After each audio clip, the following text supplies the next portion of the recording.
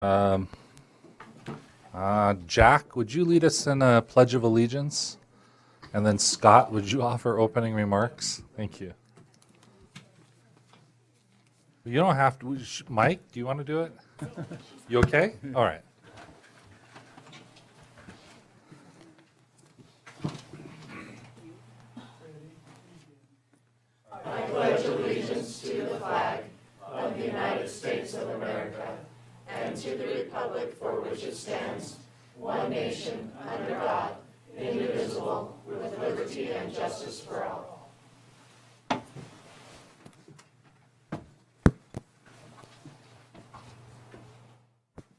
Our Father in heaven, we're grateful to be able to gather this evening.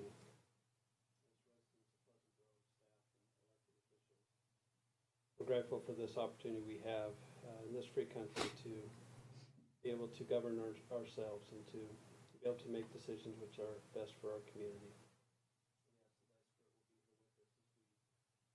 Work to accomplish those tasks.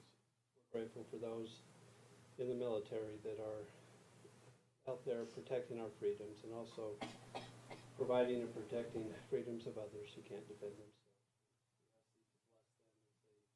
Fulfill those duties and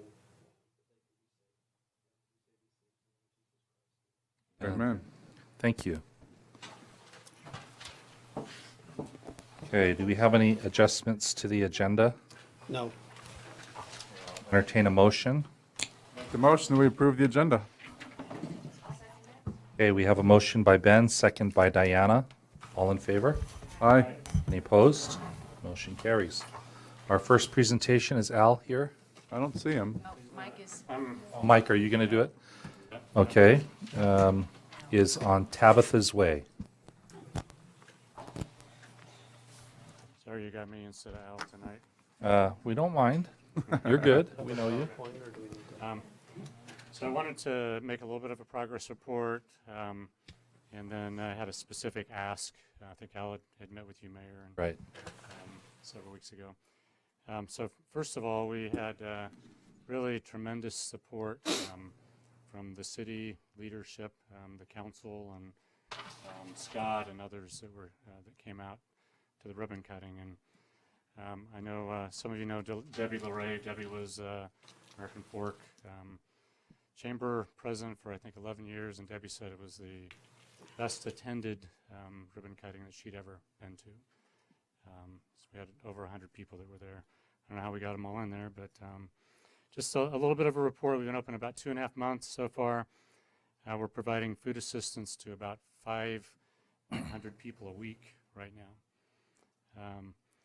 And we have about 50 volunteers that are coming for 2 or more hours a week.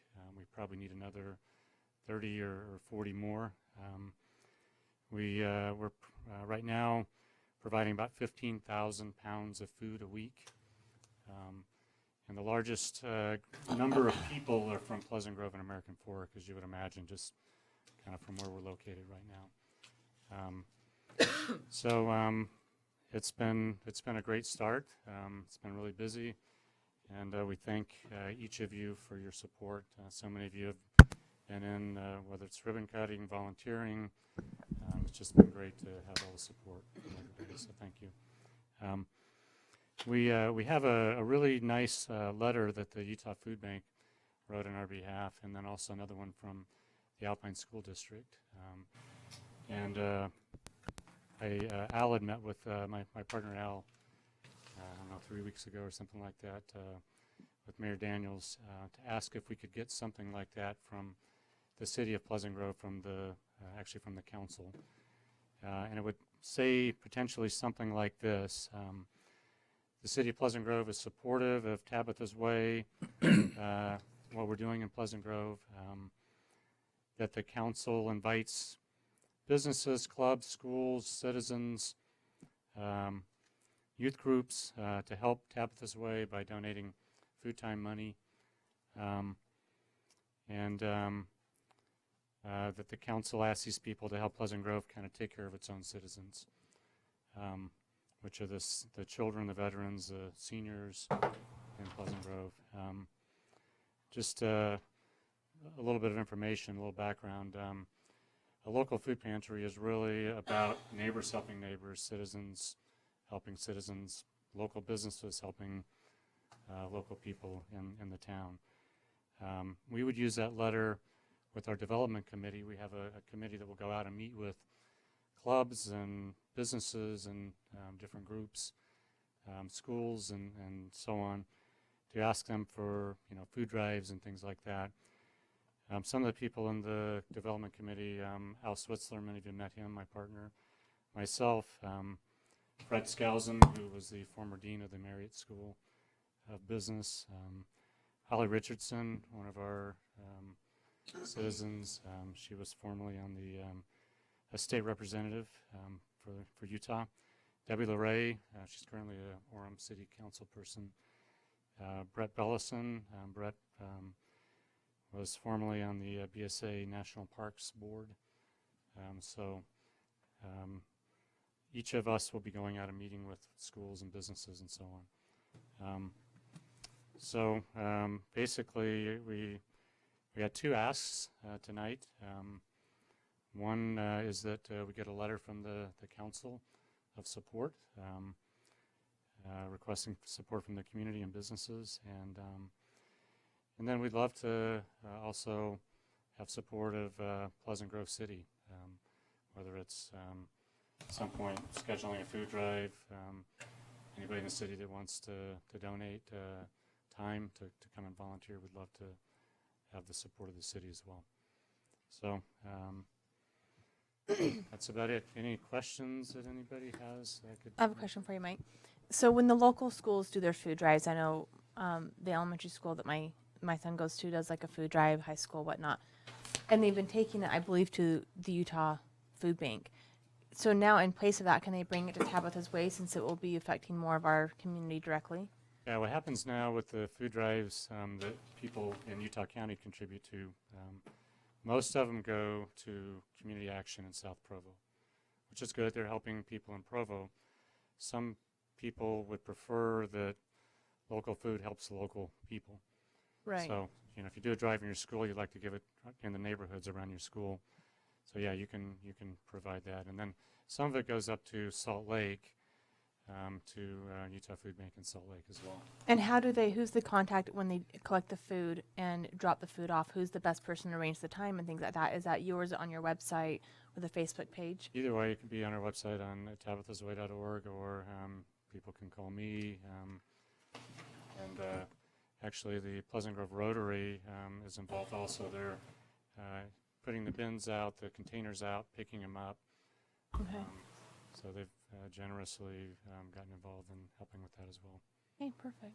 Thank you. One of the things Al mentioned to me while we were visiting was the potential for Pleasant Grove to declare a no hunger zone.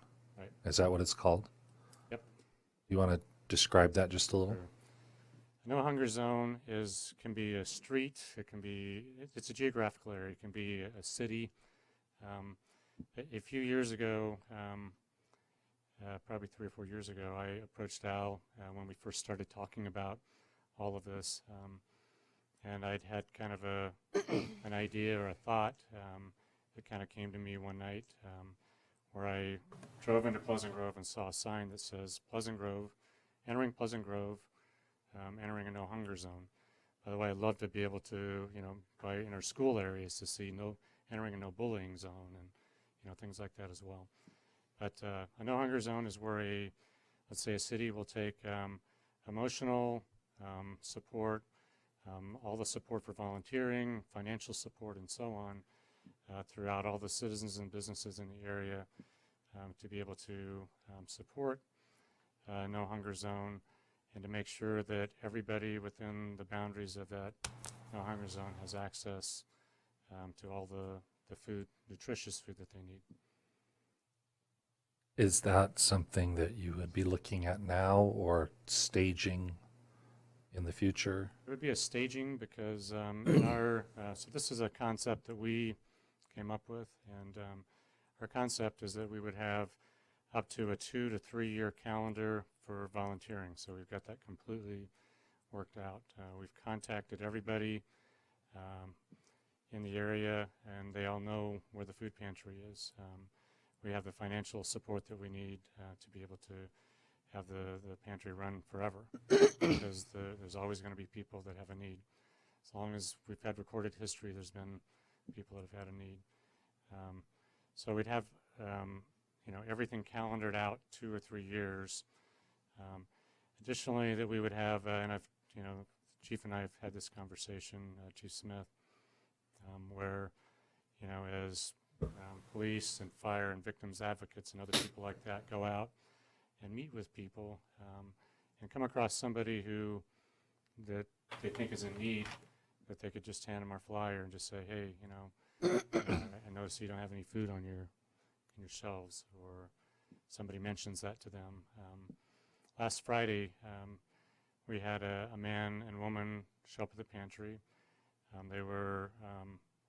They'd come from the East Coast, and they had been robbed in Las Vegas, and so they had basically no money at that point.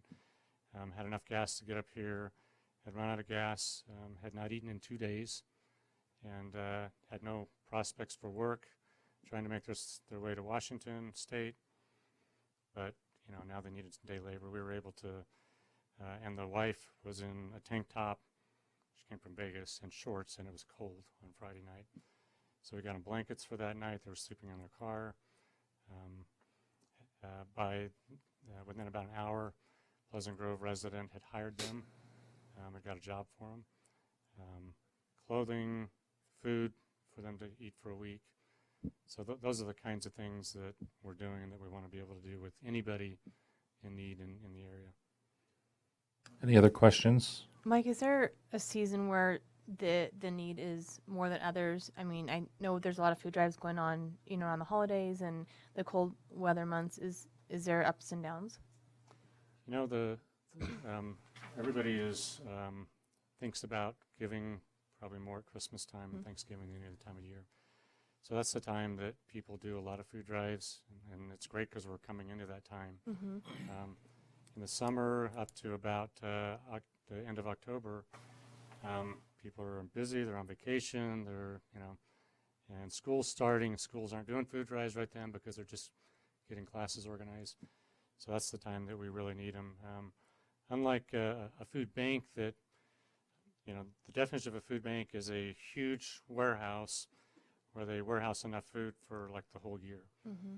Pantry, which is what we have, we'd like to have food drives every week or two, so that we don't have to have huge amounts of cost, real estate, things like that, and then have food sitting in there for a long time. We'd like to be able to turn it really quickly and provide food on a regular basis. So while we are getting into the holidays, one of the things we're going to be needing at Thanksgiving time, we're going to provide Thanksgiving baskets to families. We'll be working with the school district to identify families that wouldn't have a Thanksgiving dinner.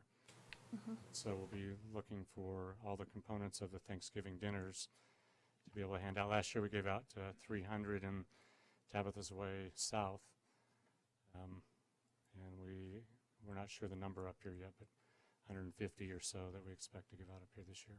Mm-hmm. And then you said you're meeting with the local schools and principals. Is that happening like soon before the holidays and they do their food drives, or do you need us to help reach out, or how can we help with that? We're putting together a committee. Actually, Holly Richardson, a lot of you guys know Holly, right? Yeah. Holly is the head of that committee, and so we're looking at every school in the Alpine School District from Linden north, and determining, who do we know that knows somebody there that has a relationship that can go into the school and talk to the people in the school about doing a food drive. Many of them are already doing a food drive somewhere else for, Provo or somebody like that. Mm-hmm. If they are, that's great. We'd love them to continue to do that, and then do one for us too. Yeah, awesome. So I know you have connections with some of the schools, and Mm-hmm. it'd be great to Yeah, have I'd love to your help with that. support. I'm curious, Mike, what you find your greatest constraints are. You gave some great statistics about the number of volunteers you have and things like that. Do you find that you need more people that are coming, or do you need more food? Where's the constraint? Where are the bottlenecks that you're seeing so far? Just out of curiosity.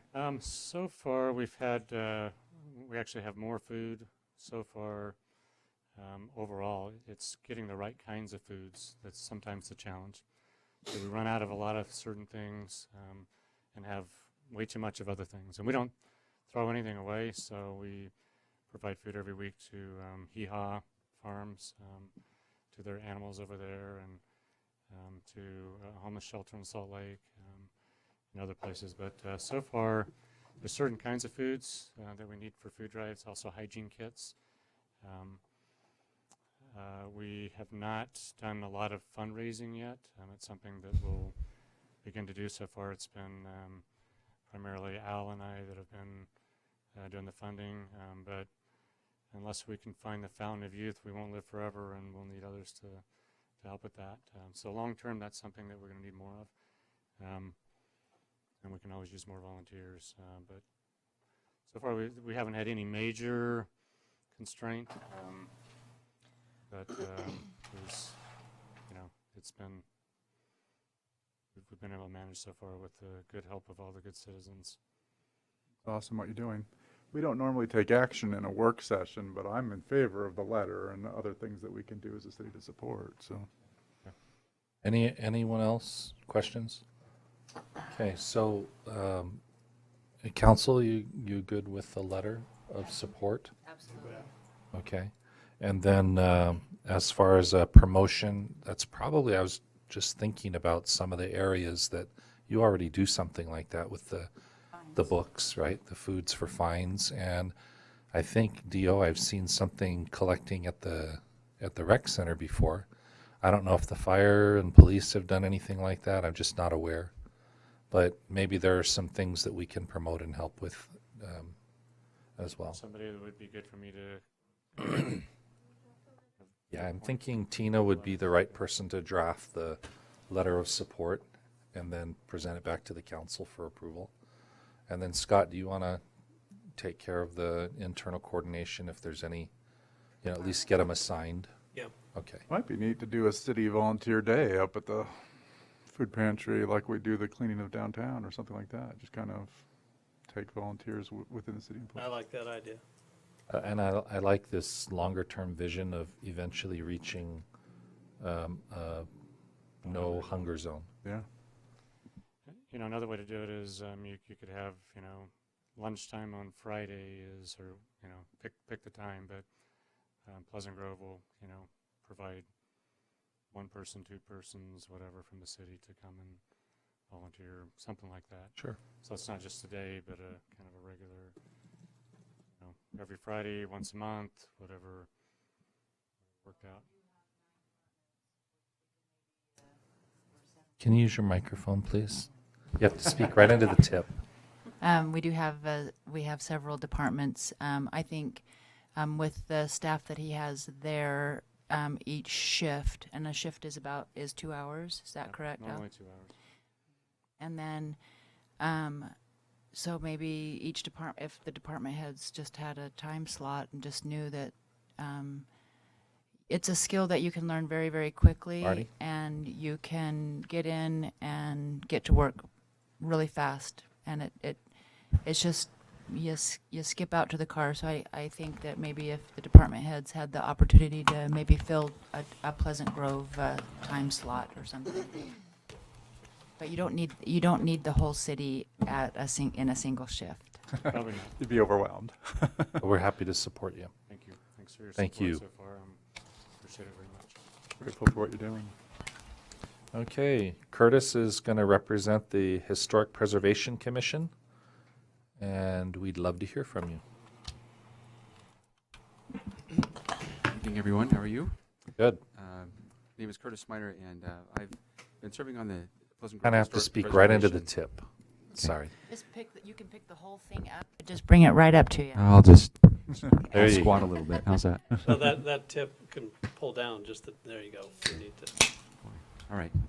So I've been serving on the Historic Preservation Commission for the last few years, and was asked to prepare a statement. The basis for the statement is really not one where we're going to be offering an opinion about what should be done with the recreation building, the old recreation building, but more just informational.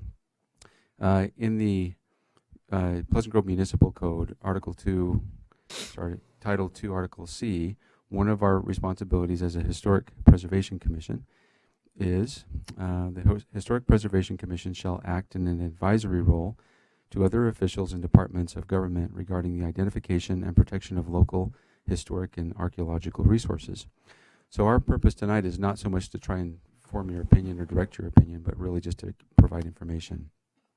You're probably, the Bowen and Collins report that was done a few years ago, 2005, I believe, did a very good job of explaining what the history of the buildings are, their current construction, unreinforced masonry, and some of the seismic and other issues associated with the buildings. Say 2005. Probably 2015. Sorry, 2015. Yeah. Yeah, that's when the Bowen and Collins report was done.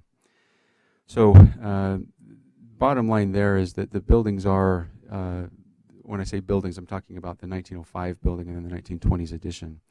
That the buildings are unreinforced masonry, which, as you're aware, those buildings do not perform well in a seismic event. And so, you know, in order to get these buildings to be safe again, they really would need to go through that that renovation if they were to be kept.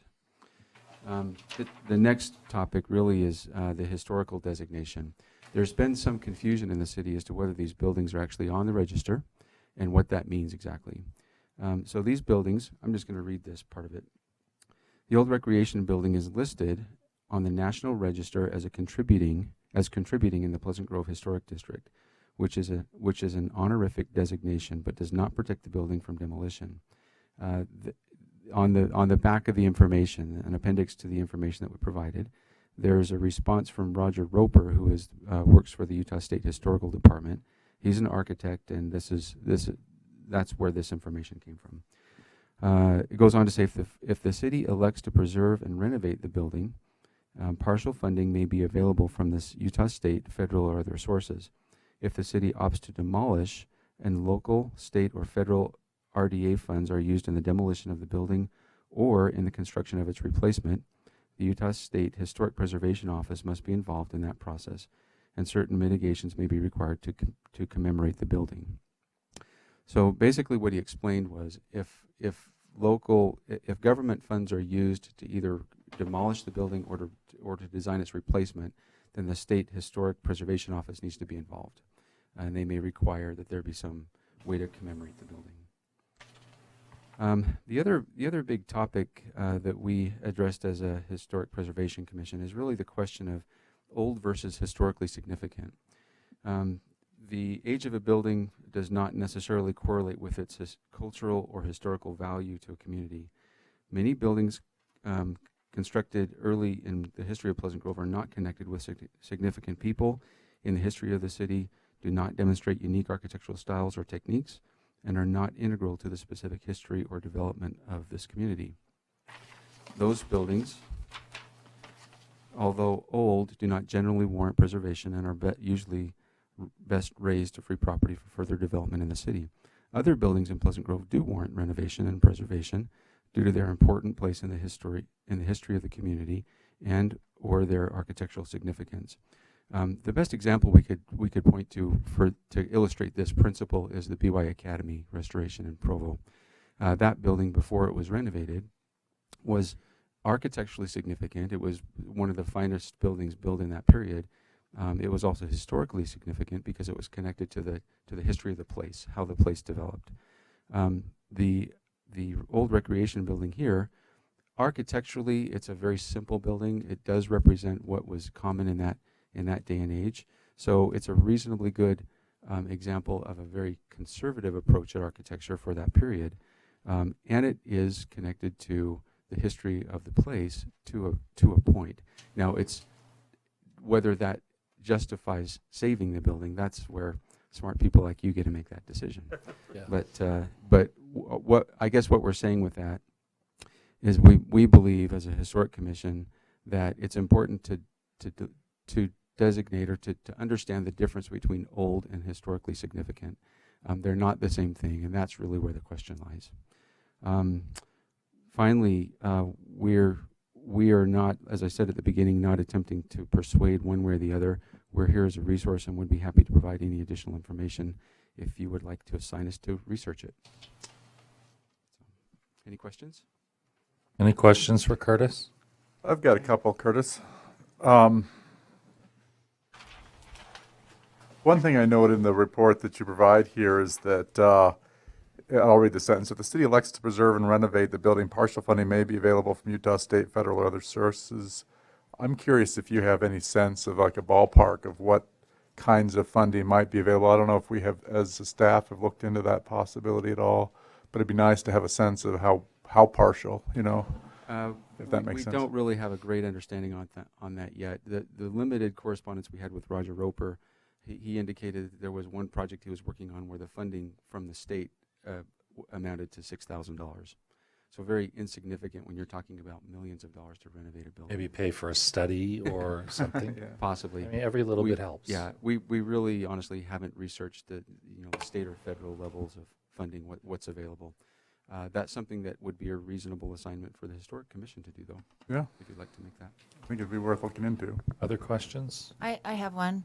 On the Pleasant Grove float that went around to all the communities, there was a really cool picture of the original facade, and it had a scallop that followed the architectural design of the windows, and the roof line was scalloped. And then post-purchase of when the school added on to the North end. northeast side, the roof line was altered completely. It became the straight lines that it is now. Does that do anything to the historic value of it or the significance to the historical society? Yeah, and so my understanding of that process, and this is not coming from the research we did here, but more from my work, my business. Right. My understanding of when a building is moving back towards its original state, when it's going through a renovation process and it's working under the guidelines of the State Historical Commission, what they're really looking for is that the building be returned to its original exterior state. They're not so much concerned about the interior, but they want the exterior to be as close as it can be to the original. Okay. In this case, that might actually include, if you wanted to go this direction, removing the 1920s edition, which, by the way, would make more room for the fire station. Is that the white building on the back? That's So the one this that's is just on this the- north end. The gymnasium, yeah. Yeah. Yeah. Facade on the south Now, side. we're just talking just this addition that's right The here. facade is new too. Yeah. So Girls' it- gym. and really, it really depends on how close you want to get to the original construction. But the state, one of the guidelines for the state register when they're working in those situations where they're trying to renovate back to the original, is they're trying to get, like I said, as close as they can to the original. So if there were things added later, they like those typically removed. If there was something that was altered to be something other than what was originally built, they'd like those returned to what was original. Those sorts of things. Because So- the scallop, so in the simple architecture, Mm-hmm. the scalloped roof line facade was much nicer. Yeah. So I didn't know when the float, when I was looking at the float and there was this beautiful picture of this historic roof line. Anyway, just completely different than what it is now. Right. Anyone else? Let me ask another one, Curtis, while we got you here. You mentioned a little bit about the work with the State Historic Commission in the event that we were to demolish. Have you ever done that on another project? Do you have any sense of how much time that adds to the process or what costs might be involved? I actually haven't. We've never been through a demolition of a building that was on the register. So I don't have a good answer for that. Okay. Wait, so the sentence is just that they want to be a part of the process so that they can honor. Commemorate it. Commemorate it in some way, and he said that it might be saving some bricks and making a monument. It might be artwork. It might be poetry. It might, a number of different ways to commemorate the building. Okay. Yeah. Thank you. Appreciate your. Thanks, Curtis.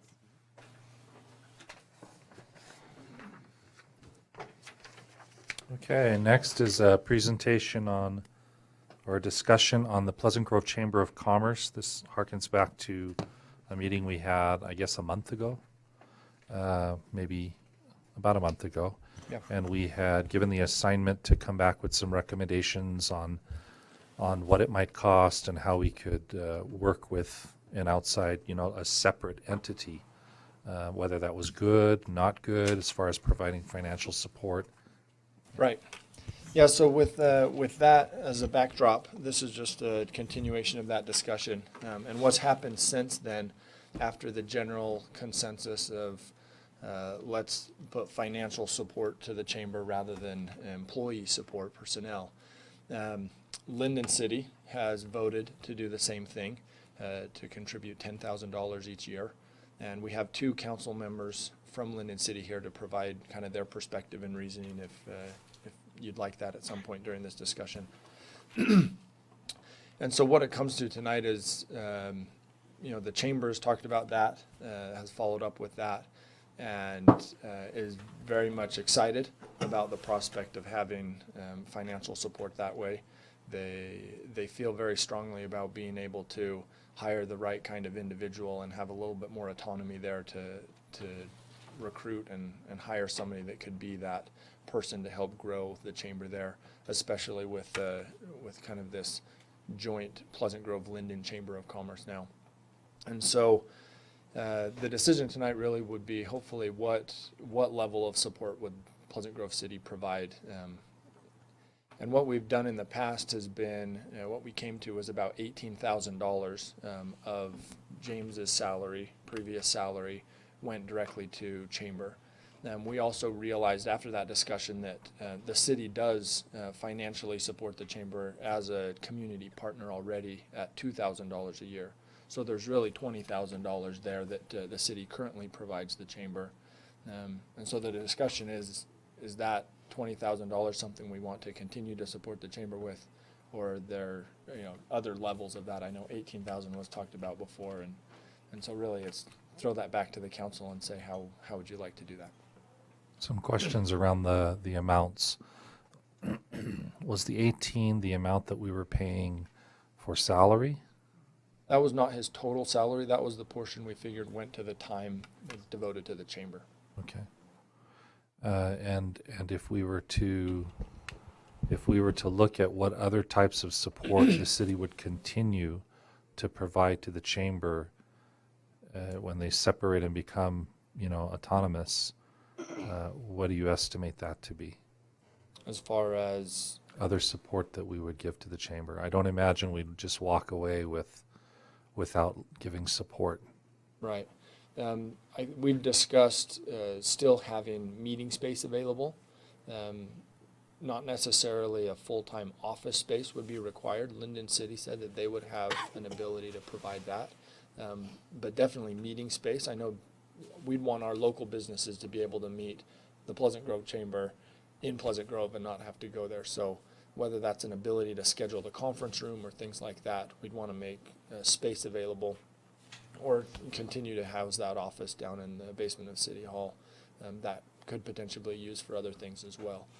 As far as other types of support, the hope would be to have Pleasant Grove City representation on the board of directors, probably an elected official, but potentially a staff member.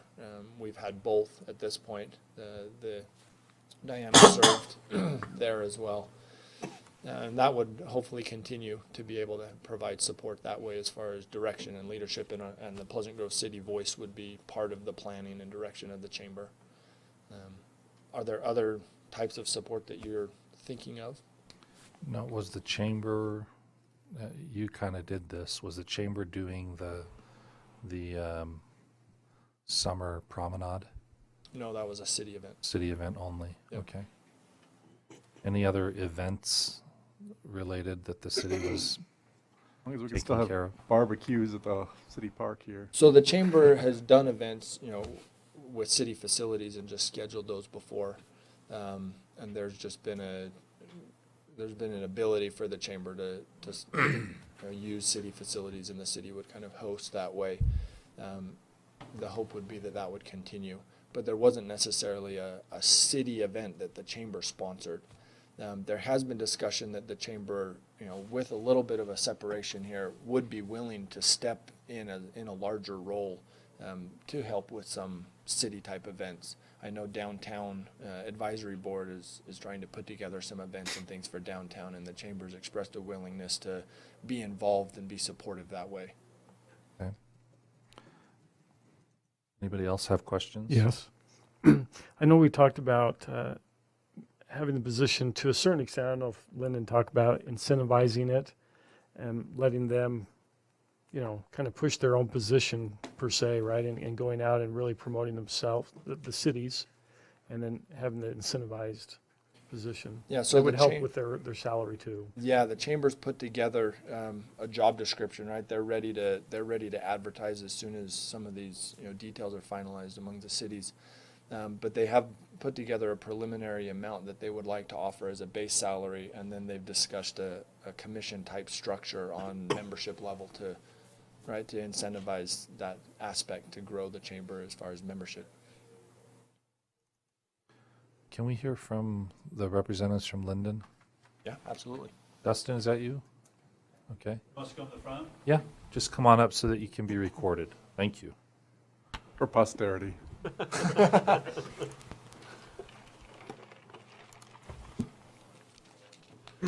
state our name, or Jake Hoyt, Linden City Council. Dustin Sweeten, Linden City Council. I'm also the owner of Powerhouse Motorsports here in Pleasant Grove. Yeah, I also represent Rock Canyon Bank here in Pleasant Grove. Powerhouse Motorsports is one of the most, for me, iconic businesses in Pleasant Grove. The corner of State Geneva, the red roof. So I'm just going to defer to Dustin. No, I'm in an interesting position because I have a business here in Pleasant Grove, and I used to have a business in Linden, and I'm on the Linden City Council.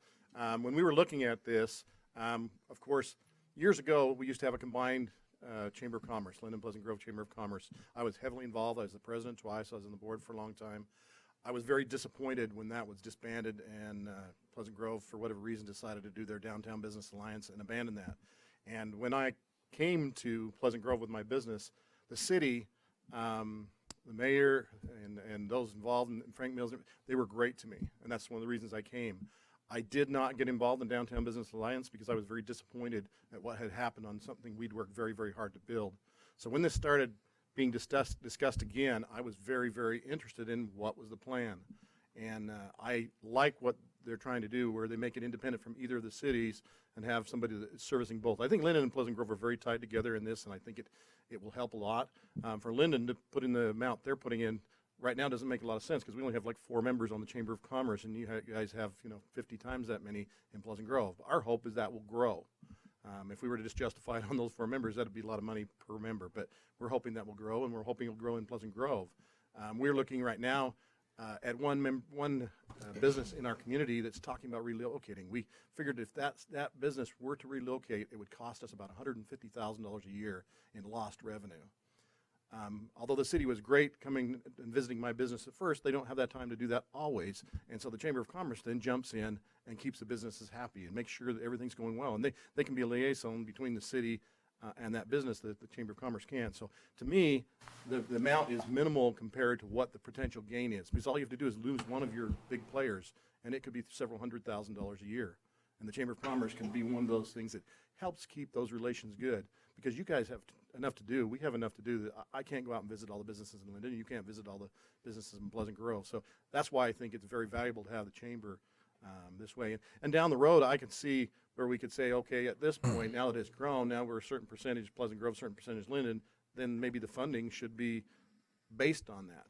Right now, Pleasant Grove will get a lot better benefit than Linden, but we hope that will change. So did Linden discuss then Pleasant Grove matching it? Is that what the I think contemplation was? We were anticipating the amount, I think the 18,000 or whatever was discussed, and then with our 10,000, they would have enough to hire somebody, not just with that money, but giving incentives too. Because if that were the only amount you could pay per year, we wouldn't be able to get somebody very well. But if it's given good incentive only on the new businesses they bring in, then I think somebody could do well, and we could get a real good quality person. So, question, if we want to be equal right now, would it make sense for us to both go on the same amount of money? Because I know that the number of members from your city is lacking, but would that, since I don't know, I'm just wondering if we should be equal just starting out from If the we were starting starting out from point. scratch, I think that would maybe be true, but if you could find out the number of members, but it's probably 40 to 50 times as many members that will be in Pleasant Grove as in Linden. So the discussion they had is boy, should we even be putting up this one? We had to fight to get what we got. If it were just equal and we each came up with 10, I don't know if we could hire somebody of a very good quality. But the hope is that person's going to contribute the equal amount of time to both cities and not favor one or the other. Is that correct? That is correct. That is correct. But initially, the time they're spent servicing for meetings and everything like that will be far more for Pleasant Grove businesses than it will be for Linden businesses. But why is that? Because that's currently what we have in membership. If we look back what we had previously when it was a combined membership, it was about 60-40 Pleasant Grove versus Linden. But right now, their main goal is the monthly luncheon, correct? I mean, they're not.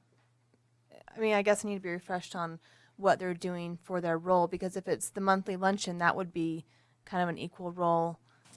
Are they meeting with businesses more than the other? And okay, so maybe I'm not aware of that. Yeah, so maybe just put in context a little bit here. The chamber hasn't been actively trying to include Linden businesses up to this point. It's just been a Pleasant Grove Chamber of Commerce. Any businesses that have joined that are based in Linden have done it solely for on their own decision, right? They've approached the chamber more than the chamber's actively recruited. And there would be a change there, right? There would be a change where the chamber's geography would change to include both cities. So there would be, a Bismarck-centric organization that is actively looking to bring in Linden businesses. So if you look at it as right now, James was doing right about 20 hours a week, and that wouldn't necessarily change. What would change is in Pleasant Grove, I should say, right? He was part-time. He was doing about that for Pleasant Grove city businesses.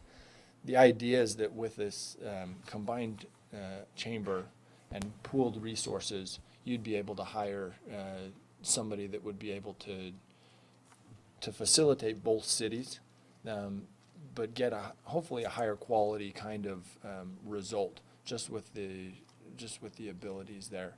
The idea as far as events and things like that, the chamber does events, but the chamber also does a lot of other things outside of individual, monthly luncheons and networking events that they do.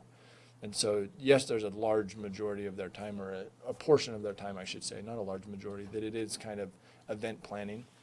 But the idea is, like Dustin said, most of the time would then be freed up to be able to do the member-to-member visits and the recruiting and the explanation and things like that of what the chamber is and what it does, and provide more of the direct benefits to businesses rather than the group benefits, although that would be a part of what they do still. Maybe that didn't answer your question. If I can talk to that as well, I think there's several ways to look at it. One of them, the amount of time that this director will be spending, Pleasant Grove population-wise is 4 times bigger. Business-wise, it's at least double. We had those numbers when they presented it. Right. There's 1,300 business licenses in Pleasant Grove and only 900 or 700. Naturally, there's more to do in Pleasant Grove. There's more businesses to be serviced. And we had this conversation in length as a board of the Chamber of Commerce. As how do we approach that? Should it be equal? Should it be, and I think based on the sizes of the cities, that's kind of the decision we came to. Hey, that makes sense. 10 from Linden, 18, and that's and that's what they proposed. If I could just add my 2 cents from the Linden city standpoint, for us, it's so hard to help existing businesses. I think when we all ran, we thought, I'm going to help the businesses. There's not a ton we can do for these existing businesses. That's why I love this decision. That's why for us, it was a unanimous decision. And there were some things to talk through, incentive pay, time of the director, and those were all questions. But for the most part, our council was unanimous and agreed with the proposal that was put before us, and it's simply because a way for us to help existing businesses. And I think as you see existing businesses grow, the city grows. We always say that the rising tide raises all boats, and I think this is something that pays for itself. It's hard to quantify. You're not going to see exactly how it pays for itself, but I know personally from the bank standpoint, we do a lot of deals just because of the chamber, and that doing deals Pleasant Grove to Pleasant Grove businesses certainly raises everyone. questions you guys have. Are you guys missing council meeting to be here, Jake? Nelson? You know what? We care that much. They're about so it. efficient. We don't have a meeting. We're first and third. So. You're awesome. Thanks for being here. Well, we appreciate you guys. Any other questions? Probably just some more clarification. So, and I know Sid is very, very, and I think this is probably for all of us. We're excited about economic development. I think your mic just turned off.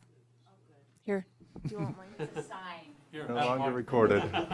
You can say whatever you want now. I think that's been a big focus for all of us, economic development, and I think we've really spent a lot of time trying to be open for business. And I think something that has just really, really impacted me in the last several years is that here are businesses that have already chosen to be here. These are businesses that are here. So we don't have to go out and recruit them and bring them in. These are guys who have already chosen. So one really cool thing that the chamber does is in their monthly meetings, they invite successful business owners, or they have a speaker come in and talk about, marketing 101, or, how is Obamacare going to affect my business? So there's some really good teaching. You get businesses that are talking to each other. So this is the chamber really is the best of both worlds. We did talk about a phasing thing where, if a really good quality salesman comes in and is really bringing businesses to the chamber, and maybe there is this, as sales tax revenue increases, and there's maybe there's some more conversations in another 5 years, but I think this is a very good way to spend that money. I guess I don't know what I'm feeling right now is I feel like this is too much for Pleasant Grove to contribute right now. I mean, You feel like it was too much last year? not necessarily because we had a person designated to Pleasant Grove, but I feel like if we're going to go in half and half, and we want the person that's working for both of us to be equal.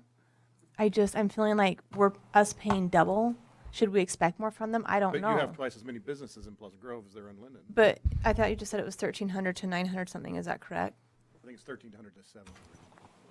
We can pull that exact number, but we're not necessarily losing any time because Well, I we've know, but only- we're losing money. I mean, we're going double what I'm just thinking if we want to be The way that equal. I'm seeing it is that we put in 20,000 last year, right, for 20 hours of work within the city, right, for our person to be doing the chamber work, and even if we're getting a full-time person between the two cities, we're still getting, right, if it was half and half, we'd still get 20 hours a week for the same amount of money. We're not losing anything by joining up with Linden and hiring a full-time person.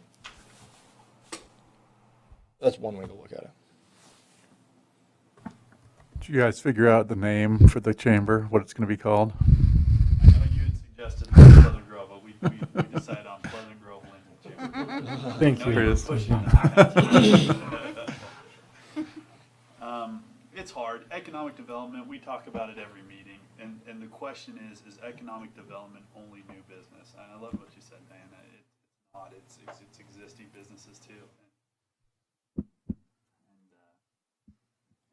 There is a very interesting thing that happens. So, for example, as a city, we think of in terms of a boundary. We have a boundary line. As a business owner, I do business with people that I'm meeting on a daily, weekly basis. I'm not going to stop my dollar just because I entered Linden or so. Money doesn't have a boundary. So I love doing business with Linden. I shop at Walmart, and I'm apologizing for that over there. But a man who is, or a woman, a saleswoman, salesperson, that's selling business growth. it's a synergistic thing. They're going to meet someone in Pleasant Grove who knows somebody in Linden, and so that it is going to raise all boats. So is the main reason that that we're paying more is because we have We're not paying more. I think she means Right. more than Or Linden. in we're comparison paying to more, Linden. Not more right? than last year. Not more than last year, but we're paying in comparison to another city. Is that because we have? It sound from what I heard, 13,900, 400 more businesses. That's why I'm just wondering why we're paying that additional Yes. $8,000 from Linden. So I just wanted that clarified. And 4 times the population. But the population, we don't go to residents. It's strictly businesses. We can't look at the But population. there- We're going off of businesses. But there is we actually, if you add in home-based businesses in there, We did. you did add in. Yep. So we're that- looking at 400, roughly from what I heard, 1,300 to about 900 something, 400 difference. We're paying $8,000 more. I just want to make sure that's what I'm understanding. I don't think that number, I think if I heard it was almost double. I think it's like 13 and 7. Is that We correct? probably want to get that number before we Yeah, if that's the start number quoting we're that basing as the off of. reason why we're going to do And it this was a way. discussion in Linden too, because they're like, they've got 100, 200 members, and we have 4, and we're going to be paying this much versus that. So that discussion happened there too, but it's what the potential is, not what is occurring, so. I don't know if I necessarily agree with potential. I mean, we could say $20,000, So $30,000. should we go with current members and we should only pay for 4 people and? I don't know. I'm just wondering. No, that was one of our council members' sticking point, and he said, well, why would we pay, roughly whatever that percentage is, 10,000? Well, and the cool thing is that we can revisit this next year. And we can say, look, he did this many businesses, or she. Just call the executive director. Yeah, and I'm not on the board Director. with the chamber or anything. I'm here because I'm a business owner and I think the chamber helps my business and other businesses. And then I also want Linden's businesses to do well too. So I have no reason other than that. I'm not making any money to be here or anything like that. I just think it's a great thing. And when he told me the meeting was happening, I honestly thought a meeting had already happened when it got presented to us. So I was surprised. We had a preliminary conversation. We wanted to wait and see kind of what happened in Linden.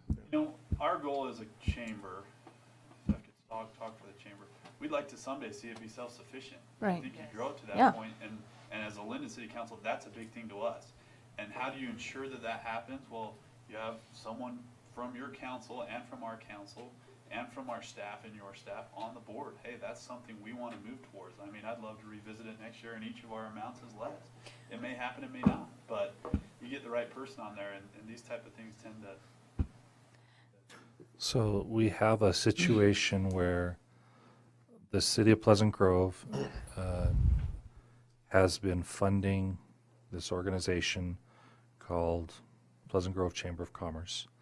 We've been paying about $20,000 last year, and we received tangible benefit that we can measure because we saw each one of the events and participated.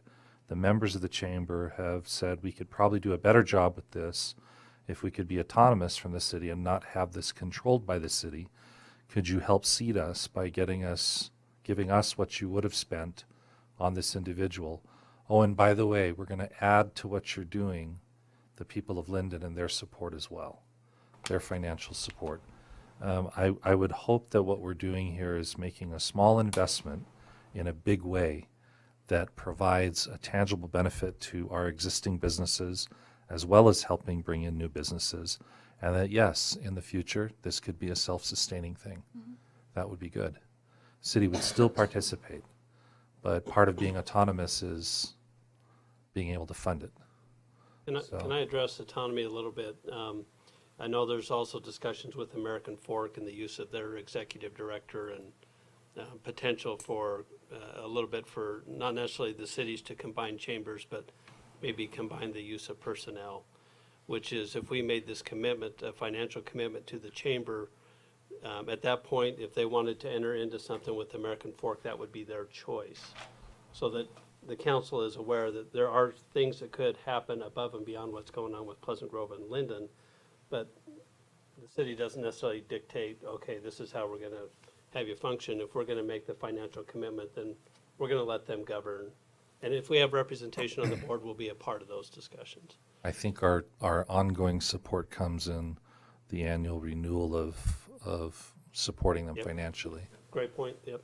And the autonomy is they make decisions based upon the results, the council at that time determines whether they want to continue. I think that's spot on. Just to float an interesting idea, maybe the representation on the board should be proportionate to the contribution.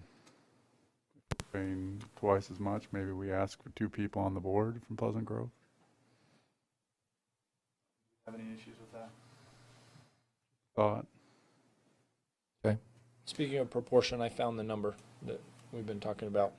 It was 1,387 business licenses in Pleasant Grove and 739 business licenses in Linden, which comes out to about 65-35% split. Okay. Any other comments or discussions on this? No, I saw Rock Canyon supporting something up in Orem, like a car wash being built. Is that correct? Oh, is that what? You're supporting a car. It looks like you're backing. Just provide the financing. Yeah, on it, good job. Yeah. I saw your So generally, is the council in favor of this move to exit the business of running the chamber ourselves and supporting them financially to do it themselves? We're comfortable with that. Can you make that official with a action item on our next? Yeah, so we'll put it on next week's agenda. I mean, it's not a budget amendment because the money's already there. Right. It's just the council giving the direction on the allocation of that Okay. money. So we'll have it on next week. So unless people change their minds, we're down. Okay, thank you very much. Appreciate you coming. Okay, and the one we've all been waiting for. Marty has a discussion on streetlights. Sid, could I get that remote? Very in front of you? illuminating. Okay. Do we need to turn off the light? Yes, please. No one caught that. Oh, I did. Yeah, it wasn't lost. Yeah.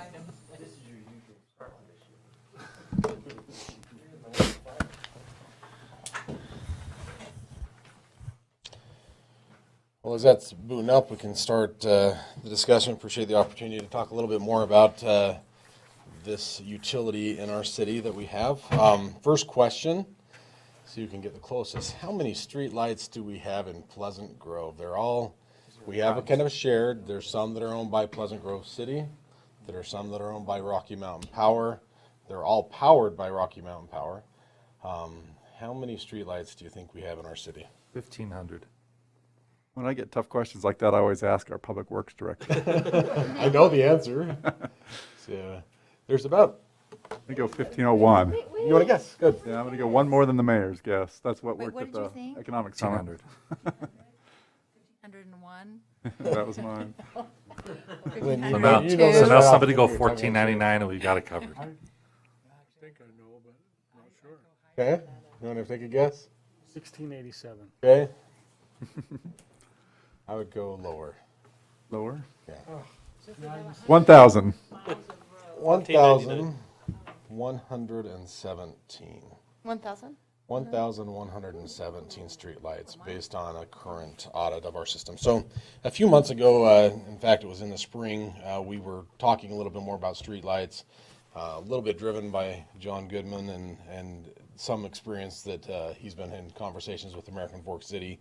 They've recently went through an acquisition of the streetlights from Rocky Mountain Power and went through that process, and kind of looking at their process, we're kind of gleaning a little bit of the information and the savings that they were able to achieve and that they're experiencing now by acquiring this utility and now implementing it into their systems. So we discussed this further with Scott. We requested that they go through and analyze what our system would be, what the cost of that would be, and late August, I believe, first part of September, we received their audit back of our system, thus knowing how many lights we have, what is the cost of that. And that's what I wanted to kind of just talk with you about in concept tonight. This isn't exact final numbers, but some good ballpark numbers that we could further analyze and say, is this worth us taking, or should we just leave it, let it lie where it's at?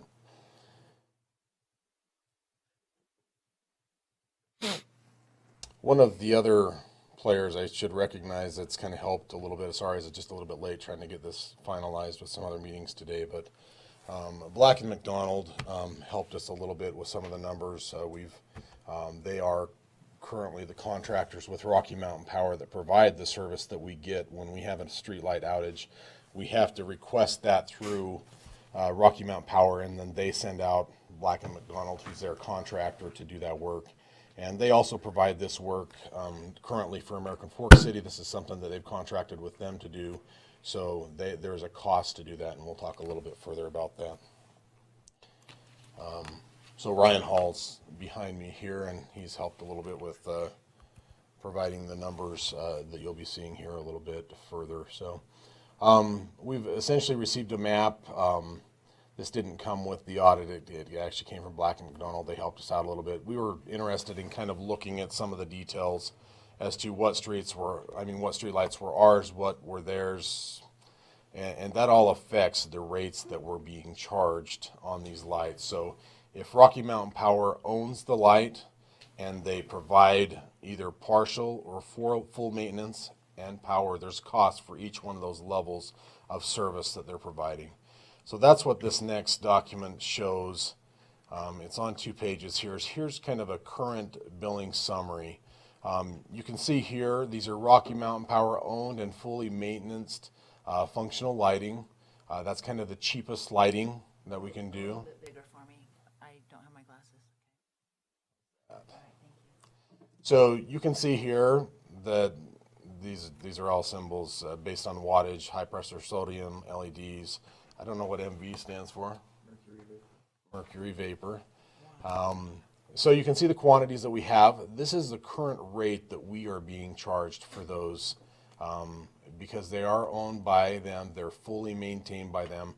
So this is full maintenance. If we have a problem, we call them and they take care of it. So there's the cost you can see that we pay for those.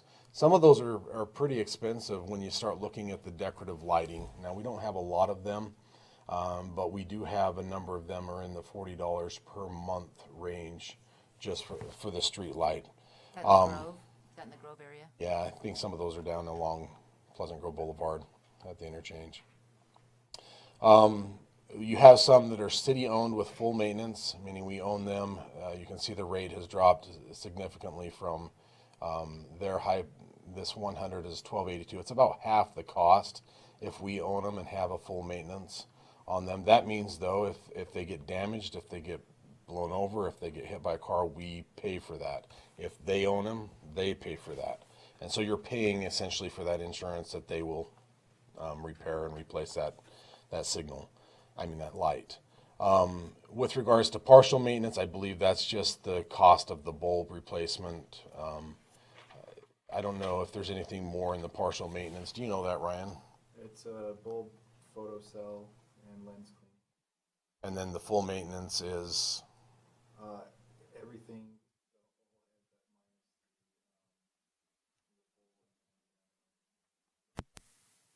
So you can see that there's a different level of service that they're providing for each one of these, and there's a cost depending on the size of the light. So let's go down to the second page, and this kind of gives you a summary of where we're at. So based on our current costs, we spend about $16,420 per month, yearly total. Timesing that by 12, you're about $197,040 per year for street lighting. Now, last year in our budget, I believe we had $220,000 is what we ended up spending, $219,000. There's a little bit of, I think, costs for providing, I guess, some background office stuff, as well as there may be a few other costs that are in there for repairs and things of that nature that we experience. So about $220,000, though, was our budget last year in street lighting of what we expended. So talking about what the cost would be if we owned them. So this is essentially the energy cost. So we would have to take care of the photocells and the lights and the cleaning and all of that kind of stuff. But if it was just providing power to the lights, this is the cost for those. So this is 70 watts, 100 watts, 150 watts. You can kind of see the power cost there. If you took those 1,117 lights and times it by their rate for power, you can see that we'd be spending about $3,172 a month for those lights. So again, Our current bill is $16,000. To power them, it's $16,420. Or that's currently we're paying. Sorry, $3,172. So looking at the monthly savings, that $13,247 is what the number would be that we would be saving if we took over full ownership, full responsibility. This is for everything essentially from our connection to their power. This is wires. This is lights to power them and everything. So let's go down now and looking at what some costs would be to maintain those lights, and looking based on what we currently have. This is the 1,117 lights. What would it take us to do the full maintenance, which is the repair of the lights, the solar, the cleaning, those types of things, the drive-through. They'll actually come and do drive-throughs at night to see if there are any lights out, as well as fix them if there are anything. And this is the cost currently to do that. Around 365, 450, and 3. So if you looked at those 1,117 lights, so obviously as we acquire more lights, that cost would go up. But currently today we'd be paying about $4,647 per month to do the maintenance on those lights. And that's a contract with Black & McDonald. That is correct. So our staff not doing, we're paying somebody else. Yeah, sorry, I should be clear about that. If we wanted to jump into that arena, we obviously would have to probably get a new person to do that that's qualified, that is an electrician, that has all of the gear, has a boom truck, things that we don't have. And I think at our first look at it, the cost of doing that just kind of didn't make sense. Maybe at some date in the future, once we own that, that might make sense. For right now, when we're looking at purchasing and acquiring, it doesn't make sense for us to kind of jump into that and hire all these people and hire all this, because the payback then extends out a significant amount of time to do that. So, so our current bill, you can see the Rocky Mountain Power, we'd expect to go down to $3,000. The full maintenance monthly would be $4,000, being a total of $7,819. Your monthly savings, and this is just maintenance and power, would be about $8,600 a month.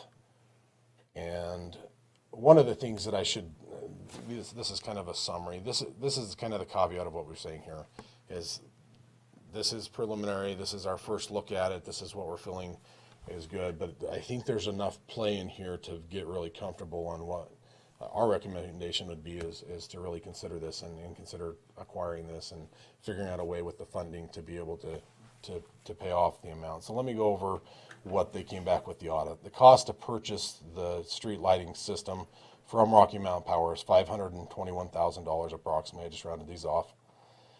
Again, last year we spent about $220,000. That probably included more than just the power and maintenance costs. That's what our total costs were. You can see the power costs and the maintenance costs in there. Total cost for power and maintenance would be $94,200. You take the difference between what we spent last year on lighting, and that's been consistent, by the way, for the last few years, not just last year.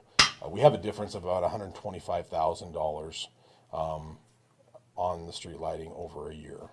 Now, are there other costs that aren't seen in here? Yes. There's going to be repairs. There's going to be pole repair. One thing I know that American Fork does is they take $20,000, and so they have a repayment plan of how they had to acquire that. So they had to spend. They're much less than us. I don't know if they had less lights or they own more lights. They were around 360, 340 number. I don't know the exact number of what they purchased their system for. They had a concept repayment plan of so much per year of their savings would be going back to pay for that first initial buyout. And then they also said, I want to take $20,000 of this and put back in to make sure I've got some security that if we do have damaged light poles or repairs to do, that we're covered that way. So they've chosen a number of about $20,000. It would be wise of us to choose some number, not just saying that we're going to take the full $125,000, have no contingencies, and say we're going to put that all back into the buyout till it's paid off, and then deal with it. I think it would be wise of us, if we decide to go this direction, to go ahead and say, okay, we commit this much of this to go back to the buyout. This much is for making sure that we've got a little bit of security, that we're not going to have any overruns. There's other things that could be done. I know that there's a lot of requests. Right now I've got a $2,000 street lighting budget. So, you know, I get a request saying, come put in a $3,500 to $4,000 light. And I say, that's more than my budget. So we really don't look too much at expanding unless it's development related lighting. We really need to consider that and say, you know, there are areas that are deficient that could use another light. And maybe you take 10 or 15,000 and say this is going to be into new light installations, and then you're benefiting the overall community from that. So, open to any questions, and if I don't know the answer, Ryan or John might know the answer. Can I just add one thing? Sorry. I think if we were to head down this road, and Denise isn't here tonight, but we could set up a special revenue fund specific to streetlights that could carry a fund balance so that as we're putting money away, we can, in essence, plan for the depreciation of the future. I think when we see the $125,000 number, that looks pretty good, but you know, if we're setting aside $20,000 a year outside of that, then our payback will probably take 5 years in order to get our ROI. Then we're setting aside the $20,000, but after that, then we're clearing $100,000 a year in revenue, which would be fantastic for the city. So You're clearing 100,000 in saved expenses, yes, which is currently coming out of the general fund. yes, good point. That's $100,000 of general fund money, not enterprise funds. And what is the life expectancy on these combo poles and lights? That's a good question, Ryan. Have you got any idea on that? I mean, they last forever if you replace and Yeah, I mean, do the maintenance on them. So. it really just depends on the type of, is it a fiberglass pole? Is it a steel pole? Is it a wood pole? I mean, all of those factors come into play. And do we know what ours are? Have they been inventoried to that point? We've got a mixture of all. Figured they were, but do we have a breakdown? We do. And when you say they last a certain amount of time, I noticed the ones by where I'm at, where my business is at, the fiberglass looking ones, they're not owned. I don't think they're owned by the city. I don't really know. But, They're completely shot. I mean, the exterior looks dangerous. But the metal poles, they look really good. And then who cares about the wood poles, right? I mean, everybody wants the wood poles out and the lines buried. Yep. So are we sharing? is 1923 and it looks pretty good. With a lot of things, right? Are we looking at the poles that also support electrical lines and cables? So no, they would still own those. Anything that they would need for their utility lines. If there are any single poles that are specifically for a light, I believe I did see 4 poles in the overall concept, but it's very few that are actually, you know, we'd own and have an agreement for the Cobra head on top of the on the pole, but not necessarily. So we'd own the Cobra head, not the pole, and because they still utilize those for their. So just the facility. lights. Yeah. All we're talking about, the $500,000 was $500,000, right? So A little over $500,000. lights and conduit, cable, things like that to get from the power source to the light as well. And they still take care of the poles. If it's their pole, we would take care of our own poles in this because we're buying out the entire. I probably don't follow this very well then. If I it guess has I'm not a power understanding line, numbers. if it has some kind of power on it, Rocky Mountain Power would still own that. If it's a fiberglass pole, if it's a steel pole with an underground feed to that light, that would be owned by you guys at that point. Okay. If it wasn't part of Rocky Mountain Power's, they would Yep. still keep that, but if it's our light pole, then we would. I'm curious what the buyout looks, what does that buyout process look like? We I cut think a we write them at. we cut a check Yeah. for I- Is that $521,000. one lump sum, or is that a phased plan? No, I think we would have to find the money, whether it's taking out of reserves and then paying ourselves back. Could be an interfund loan from the enterprise funds or something. So we'd have to come up with cash up front. Maybe they'd like to carry the note? I think, well, I don't know. We could bond. 1% Haven't interest. that, but I would, I'm guessing, we can ask. If I have a guess, they'll say, sure, we'll do that. What's the motivation for us to buy it versus for them to keep it? The You mean, savings. why are they okay with us buying the Yes. lights? I would guess. They're not in that business. I think this is, at least my experience with Rocky Mountain Power, is they kind of get annoyed a little bit with us calling and asking for these little things. They're in the business of providing power to people, not to deal with streetlights. And I think even, you know, for the years, they've kind of been saying, we want to kind of get out of this business. And that's kind of been my understanding, that they do have an incentive, because it is kind of the small stuff for them. It's not really their overall business goal to provide street lighting, and many cities don't have street lighting at all. So Wouldn't the overall price go up for street lighting when every city is doing their own thing versus Rocky Mountain that supplies power to everybody? Well, so on the street, I don't know this for sure, but it seems like in my mind, what they're charging us for the street lights that Marty was showing is we're paying a extra right now above and beyond the power, so that when we call them and they need to replace a light, they have that money available to Right, to replace replace the light. the light. I don't know if But that's they buy in the bulk for like the area covering multiple states, I don't know and that. we're buying for 9 square miles. So I'm assuming if this were the big cash cow for them, we wouldn't be having this discussion. Right, they just want to divest themselves of this irritant. Yeah. Well, that's what it feels like. I'm not exactly sure of their motivations as to why they're okay, other than, They're making They're charging us a premium, but it's a hassle. They have to charge a premium because they have to be on call whenever we ask for a new light to be placed in, and it has to be like this, and they got to be able to bring out a truck and a crew and get up there and do it, and we don't have any of that that's okay. equipment, That's what so they we do. would have to turn around and contract it out. I don't think that premium goes away. We're still paying. yeah, that's what the 4650 is monthly. Yeah, I mean, we do save a lot, even with a third-party Yeah. maintenance contract. And Mayor, I Are think we okay with a third party understanding how much money he could be making? he's the one that gave us those numbers, so he obviously knows what they charge to do this. I think the one thing that we have to be clear about is there are costs here that Rocky Mountain Power has assumed that, you know, they've got to replace these poles at some point in the life. They've got potential damages to poles and things of that nature.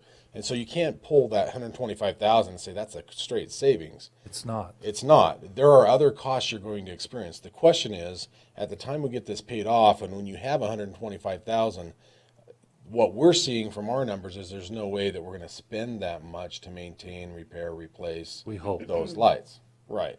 That's our, We do take on the risk at that point. We take on the risk for the pole, the conduit, and you call the Cobra, well, if it's a Cobra light, head is or a whatever. different light. and then the mechanism on top of that, plus whatever the lighting bulb is, or is that all one package? So that's in the maintenance cost for anything with the bulb and Okay. the head, but not anything with the pole. Right. So I've got a few questions for you, Marty.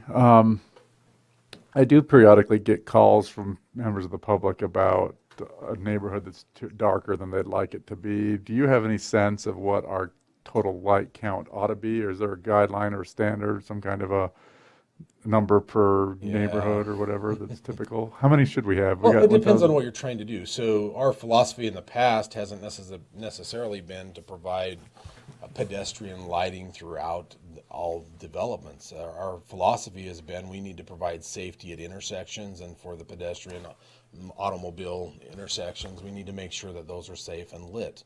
And so if you go look at Orem, I pay $325 a month for my street lighting, and they've got a light about every 200 feet. They have a street light fee there. There is a street light fee. I pay $325 or $350 a month for my street lights throughout the city. I thoroughly enjoy having lit roadways and sidewalkways. That has not been our philosophy in Pleasant Grove. I think one of the things that we do need to do as we look at this is coming up with our own standards and guidelines and what we're going to require if we're going to, be moving forward and trying to provide pedestrian sidewalk, safety lighting, things of that nature, then we can require that of our developers to install that as well, and they can put a light in at a more, I guess, interval that's a little bit better for that. But right now, our current policy is, you know, streetlights go at every intersection, mid-block if it's greater than 400 feet. If you look at actually if you went in and analyzed what you should be providing, that wouldn't be adequate for providing pedestrian safety on sidewalks. It'd be adequate for the intersections, and that's about it. So it's not way under. It's not something that's just terrible, but it isn't necessarily adequate for that concept. Thanks. Next question. How many cities do a lot of cities still contract with Rocky Mountain Power and have the ownership? And do you have a sense of how many cities have the city have ownership, and how many still rely on Rocky Mountain Power to have ownership of a large number? Rocky Mountain Power still maintains about 65,000 lights still. In Utah County? In the Wasatch Front area. Okay. Cities that own their own lights that, you know, are doing their own maintenance, that we help out with is Salt Lake City, American Fork, Eagle Mountain, Vineyard, Farmington, Centerville, Syracuse. I'm sure I'm missing a few others, but yeah, I mean, it's an option. If the city has the infrastructure to do it themselves, they can do that themselves. And that's kind of where we come in, or where we fill that gap. If you don't have that infrastructure set up, we're set up to do that. So. And just really quickly, from, you know, talking with American Fork City, and, you know, the savings they've realized, I think, have been shown over the last 2 or 3 years since they've done this. They've got a savings. Their replacement costs aren't very expensive. That $20,000 has been more than enough to cover the cost of repair and replacement of those poles, according to Nestor. And he's indicated that at the end of the year, they're actually trying to find places to make sure that they've utilized that budget and found a new location to put a light pole. And so they're utilizing the $20,000, but it's not been a big strain of, we've had all of these damages. We've had all these poles hit, or wind blowing them over, or other things of that nature. They've found it to be very beneficial for them, is their experience. So with the additional revenue, do they put it back into new streetlights, or where does that money go? Answer to that. I know that they take 20,000. I think that the they're term paying revenue, off. but it's not revenue. It's decreased expense. Correct. And there's a big difference Correct. between additional revenue and decreased expense. The pie didn't grow. We just ate less of the pie. Right. So how would we pay for new lights? Yeah. It's out of that savings. Yeah, So out of penny the saved. $220,000 that we have in our budget this year, then we would have to relook at that and see how much of that is. I think that there still needs to be a big portion of it still going forward until the system's paid off. Right. But give us 5, 6, 7 years down the road when we fully have paid for the system, and now you're looking at the $125,000, then you can decide what are we doing with that. Now you're still going to want to plan for the future, repair and maintenance, but is there a $50,000 savings that you could Right. easily realize from that? I think so. Which is a better plan than what we have now. We're really not going to add many more miles of road, are we, in our city? You mean like streetlights, roads I'm that need saying, streetlights? are we going to increase much more in our miles of road? Because if we're doing every 400 feet, that would give us an indication of how many more lights we're going to be in the future. A lot of those are paid for by developers, right? So they'll pay for that, they'll install the conduit Might and the be- power lines. We might be at our, But there's many that are in older existing neighborhoods that Right. don't have. so I think we Right. would be able to find lot. some place, but I don't think we're going to grow, our inventory is not going to grow that much more substantially. We're going to start replacing. Or adding to. What's the consensus on miles now? I don't know how many miles of streets we have. We have 108. 108 to 110 is what we had 120. last I year. thought 117 was what I'd heard last. So you were close. I'm to rounding my- up. Yeah. So Remember John from Class C? I think it's around 110.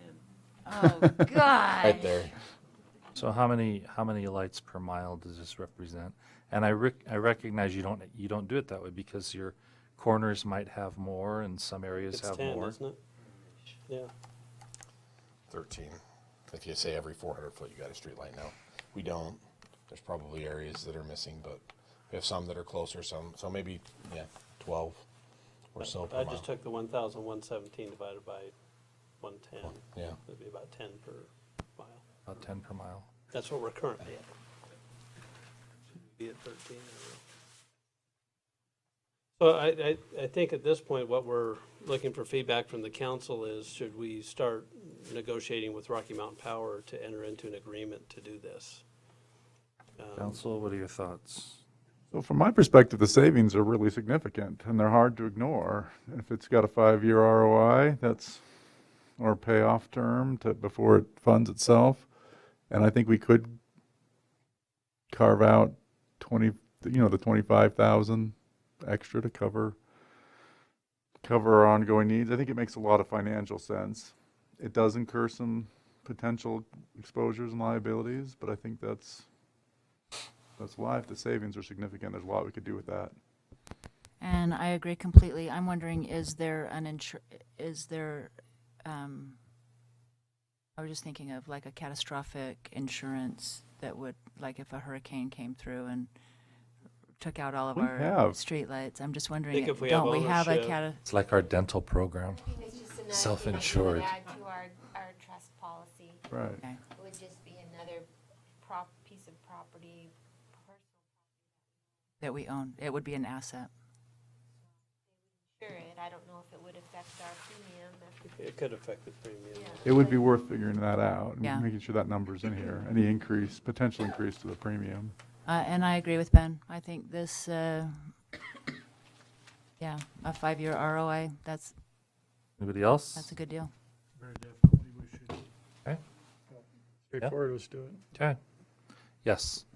Okay, well, so we'll move forward, and once we have something negotiated with them, we'll bring it back to you. Thanks. Okay, let's review the 18th. Marty, can you switch that over? Yes. So item 9A is a public hearing. It's a continued public hearing to consider for approval a one-lot final plat called Crystal View Estates Class C, located at approximately 1243 East Hillside Drive in the R120 zone.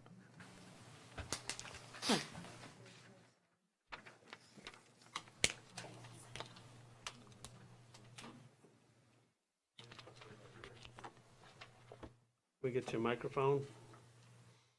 We can share if you want to. We'll take turns. Lynn uses this too much. Yeah. You might need to. That's why the batteries always die. Yeah. Yeah, we should have his labeled. Lens.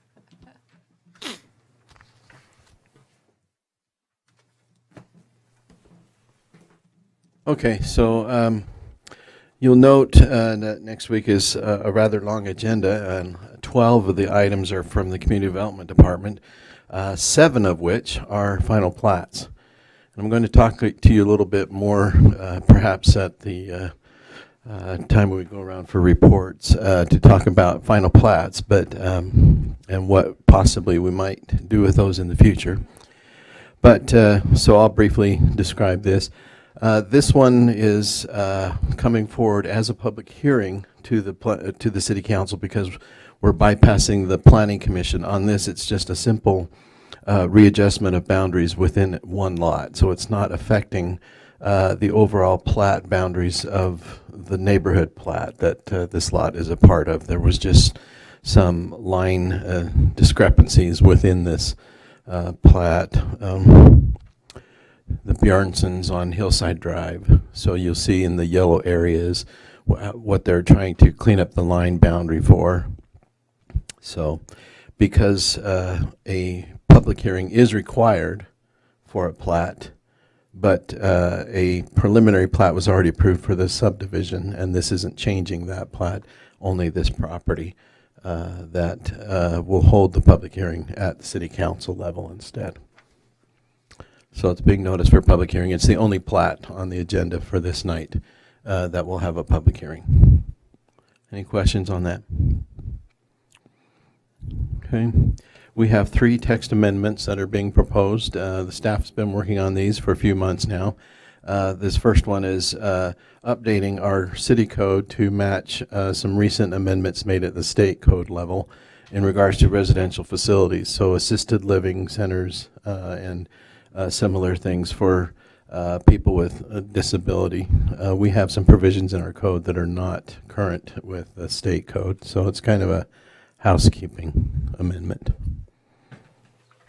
Tiny homes as accessory apartments. Tiny homes has been a new big thing, and we've had a few different requests from different people wanting to have tiny homes. We studied the issue and have, with the Planning Commission's help, we had a field trip and looked at the various issues. Tina helped quite a bit with reviewing the legalities of how we might want to go forward with this, and we determined that the best way to allow tiny homes in Pleasant Grove would be not to place one individually on a lot, but to allow them as an accessory dwelling unit that would act just the same as any other accessory apartment would under the same provisions. So that's, and there's more to that, but we'll describe that.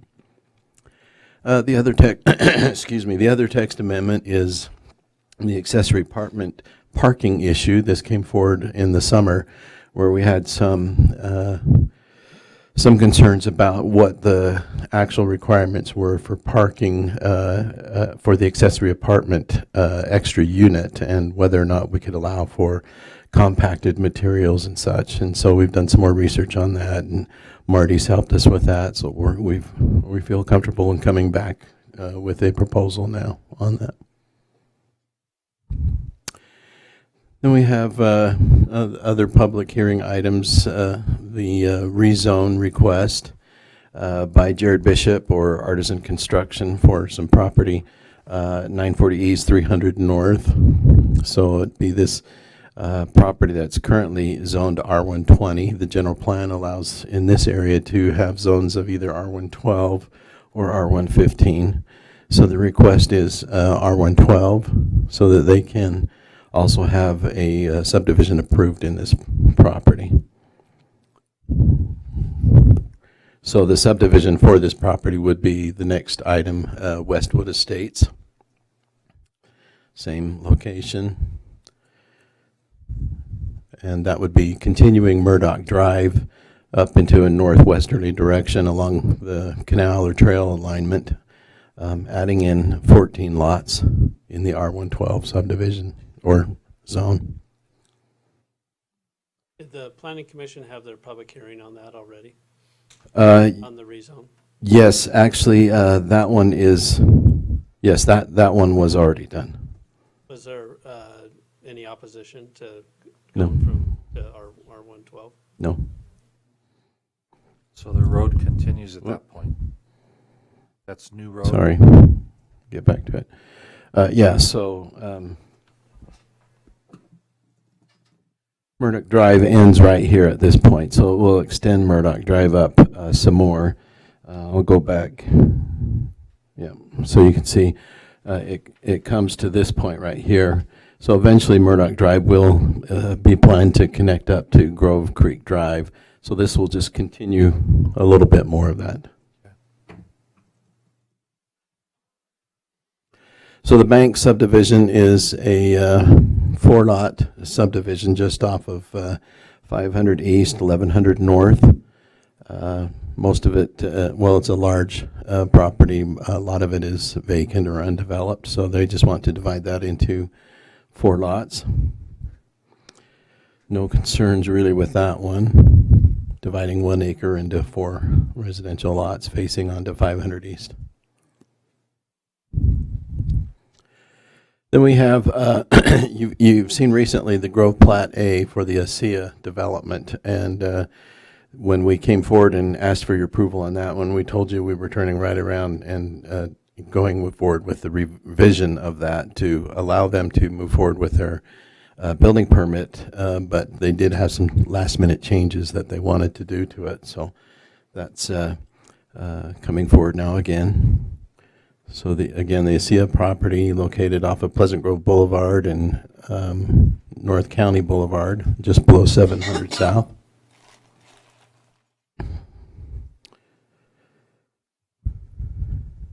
Oh, looks like I got some double stuff there, so.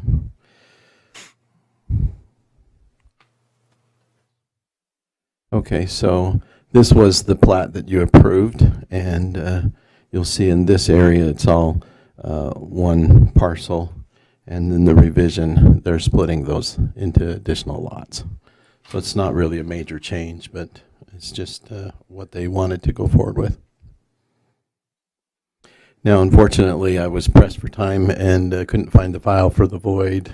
So you're all familiar with the location of the void, and so the plat in that area, which will include the Thrive, or now calling it the Evermore Gardens, which is the next item on that, which is a nursery / event center that they will be doing just north of where the void will be built. So it's not being called Thrive anymore? They're calling it Evermore Gardens. And then finally, we have the extension of the approval of the final plat for the Grove Creek Center commercial subdivision, which was approved about a little over a year ago, and it is ready to expire, or should have expired, but they have requested us to extend approval of this. The Neron building that's under construction, or almost finished on lot number 4, they just redid that whole plat for that development a little over a year ago. And there are no real significant changes or concerns that we have. It's just they have not yet recorded it at the county. So ordinance requires that we either extend the approval or they'll have to go back through the process. So, Marty, did you have? Let's just to kind of give some little bit of clarification as well on this. We have sent a letter to them with regards to some storm drainage issues that we're seeing down in this area with regards to detention that was part of this development that has not been provided, and that's one of the reasons for the delay, is that they're trying, the letter essentially stipulates that they need to provide the detention that they were approved to provide in order to have this signed and moving forward. So we're waiting for a response for them. In the meantime, this plat again expired back in July. Therefore, we're giving them the 6-month extension is what we're recommending to you, so that they can get some of those things worked out and not have the plat expire. Again, they aren't changing boundaries, anything with easements, things of that nature. It's just a matter of trying to get some of these other things that they moved forward with on their approvals, but yet hasn't ever been provided. So.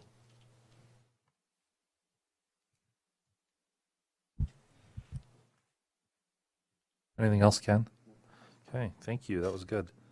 Item H is to consider for adoption a resolution 2016-042, authorizing the mayor to declare a 1998 Dodge truck and a 2015 Toyota Tundra truck as surplus and direct that they be disposed of. We have 2 trucks that we're looking at getting surplused. There's probably a big question on whether or not that 2015 is the right number, but it is the right number. We are doing a little bit, I guess, of a trial or a test that we want to try with some of our vehicles and replacing them on a regular basis. And one of the trucks that we have, which is Mark Atwood's truck in the storm drain department, was purchased a couple of years ago. It's still in really great condition, very low miles, and one of the things that we want to try out for the next few years here, and you'll see this on a couple of the other trucks, is coming forward to sell those vehicles and then get a replacement vehicle. And essentially what we expect to see, a good example of this would be the 2012 Ford F-350 that we just sold last week. All in cost on that truck was about $35,000. We sold it for $31,000 4 years later, fully equipped. We had about a $4,000 over 4-year loss on a truck that was had 35,000 miles on it. We get these trucks at a really good cost because we're doing it under the state bid. We feel like if we have a good replacement system in there in a reasonable time frame, that we can, I guess, benefit from that and keep a little bit newer fleet. And so this is one of the vehicles that we're recommending that we're going to try this on. We're going to try it on a few others as we go along here to get those replaced.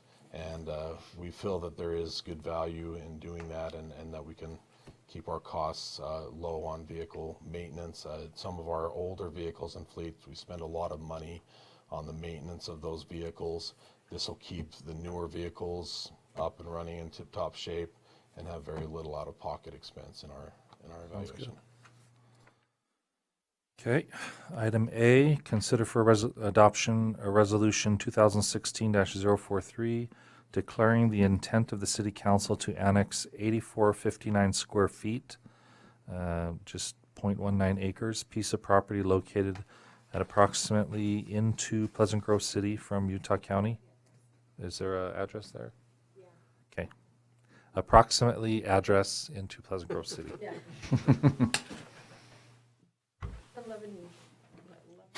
And we don't have presenter on this. Do we know what it is?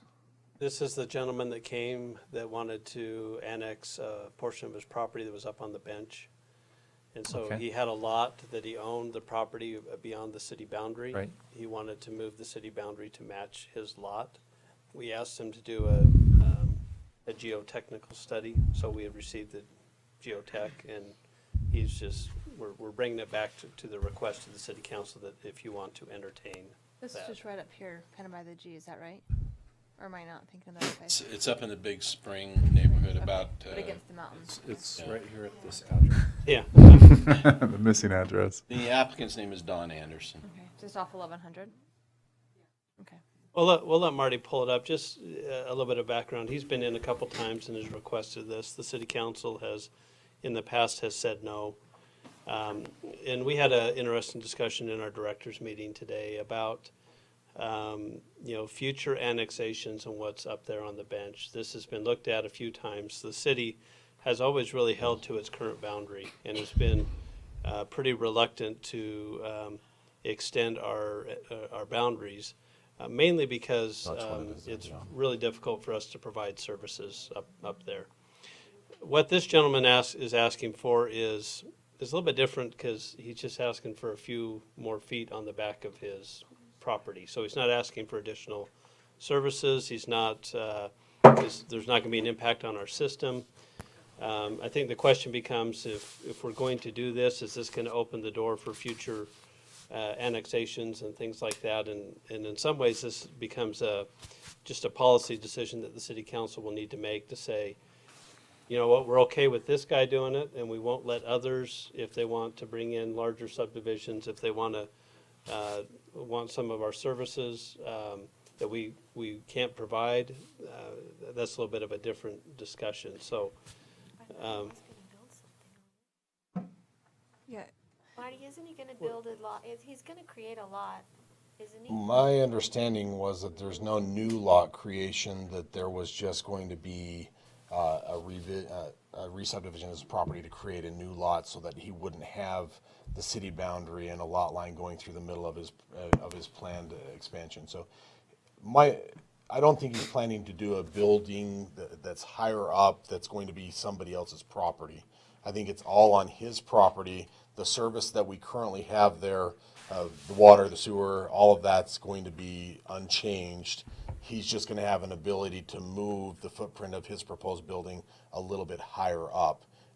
Because right now, where he wants to put it is being split by the current city boundary. Right. So it's not enough area to do a new home. 0.19 acres is pretty small. But I think that he's planning on just having a tiny his home? lot expanded. Not a tiny home. Yeah, Yeah, Mayor and Council, I've been up on the property and I've walked it. The property is pretty steep at the front part as it meets the cul-de-sac, but there is a good little landing area just right up towards the back of his current property. And at the back of the property line, there's enough space to build on, but there's not enough space to have a backyard with a 25-foot setback unless he adds this additional piece, which he owns. But he just needs to be able to include that in his lot so he can count it as his backyard area. So he's not wanting to build or create a new lot or create anything bigger than he otherwise would have. It makes more sense of the lay of the land. there it is right there. So the city boundary comes right through here. He owns this parcel here and this parcel here. So making that into the city boundary would allow him to have a lot that's not split. So right now, because he's in both the county and in the city, he has to have two separate parcels. There's a house there right now. No, Nothing there. So. Okay, he's He going wants to to- build one house. Okay. Yeah, but he Plus would a only have building. To, Okay. yeah. So if we adjusted it to his boundary, he would have a little bit more flexibility on how his house sat on his property. Again, my opinion is I don't know how much that impacts. If he's addressed with the geotechnical report, the landslides, things like that, I don't think that impacts our future decisions on how we handle things like this, because usually we're talking about, I want to annex these 10 acres and bring in a new subdivision. This is somebody that's probably not, he's not going to be able to subdivide farther. But aren't there those people that just want to extend their backyard by 10, 15 feet, 20 feet? I mean, I guess if we have Well- an issue with that, but I don't know that. Well, I think to Sid's point is that if he gets approval, we could have some other neighbors that maybe own, Yeah, so, even maybe the next neighbor there. a point, in fact, would be the neighbor to the north owns a little triangular piece adjacent to his property, which he has landscaped and he's using as his backyard. I don't know if it's important for him to bring that together because he's already got his home situated. But there could be other people who have a similar situation where they own adjacent land and might want to bring it in as one. I mean, they can take care of land. They can take care of land in the county. They just have to have, if they want to straddle a property, a house right across the line, then they've got a problem. Yeah, you'll notice right here, you can kind of see the lighter shaded area. That's the kind of the landing area where he would like to build his home. So it would take up right up to the property line that he currently has. And then behind that, he's got space for a backyard if he includes it. Has staff reviewed his geotechnical study? We're in the process of doing that still, but Okay. they have submitted that. I haven't looked at it in detail. So we will be ready for that next week. I've given it a Thanks for brush coming. through. Not a detailed review like we would expect of Marty, but I did review their comment recommendations at the end, and it was basically, yeah, this will work. We'll review that and make sure that's in the information that we have available for next week with regards to any concerns. Thanks. But if we approve the annexation, we have an ability to say that he can't subdivide it and add an additional lot. Well, by zoning, I don't think he'd be able to anyway. He wouldn't be able to meet that. Yeah, there's just nothing I there. think we want to make sure that we don't all of a sudden end up with two Plus, homes on there. he doesn't have enough frontage to split it or the property, so I don't, that's not a concern. I'm not supposed to do a flag lot off of a cul-de-sac. I think we I have think we enough. could stipulate that. I in think the we have enough annexation. provisions. I think we have enough provisions in place so that. Real concern here is, are we opening up a precedent for continuing to push the boundary into the area that we're concerned about? And that has been the reason why twice before this application has been denied. Okay. All right. Any other discussion? You want to wait till next week? Yeah. Okay. Did you? Oh, we'll talk about it next week. Okay. Item J, to consider for adoption Resolution 2016-044, authorizing the mayor to enter into an interlocal cooperative agreement between Pleasant Grove, Utah County, and Cedar Hills regarding Canyon Road 100 East and providing for an effective date. Okay, a little bit of history on this one. There's probably a long history. I'm just going to give you what I know. In the last couple of years, that's been a state road for a long time.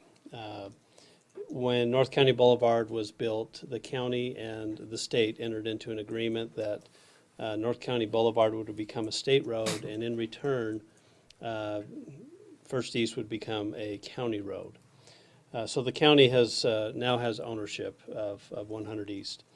It's unique. Most county-owned roads don't necessarily lie within a city limit. As we've been talking with them, most of their roads are kind of rural in nature, and so they, when they look at snow plowing and things like that, they kind of look at that like, I'm not sure how we're going to handle that. Which was interesting because they entered into the agreement originally to take the road in the first place. As we've talked with them, their initial intent is there was a little money that came from UDOT, and the county had some money set aside to do what I would call the lowest amount that they would need to do to kind of keep that road up and running. So no improvements as far as storm drain, sidewalk, curb gutter, those types of things. That's been their intent, and that's what they've told us over time. To a point where about 2 years ago, we started having discussions. They were willing to give the road to the city. We, in fact, received a grant from MAG in order to do some of the needed improvements. And when I say improvements, we're not talking about widening. We're just talking about kind of within the current width of the road, making some of these necessary improvements. At the time when we talked about that, we were, most of this was on the staff level. I don't think we ever really got it to a council level, to how that would roll out. And eventually it got to a point where between us and Cedar Hills, we looked at that and said, I don't think we want to take this road on. And so we went back to the county and said, you know, I'm not sure this is a great deal for us. And they said, well, if you want the full width and you want and the full improvements, then you need to take the road. So we entered into negotiations at that point. I think Mayor Daniels sat in on a meeting or two.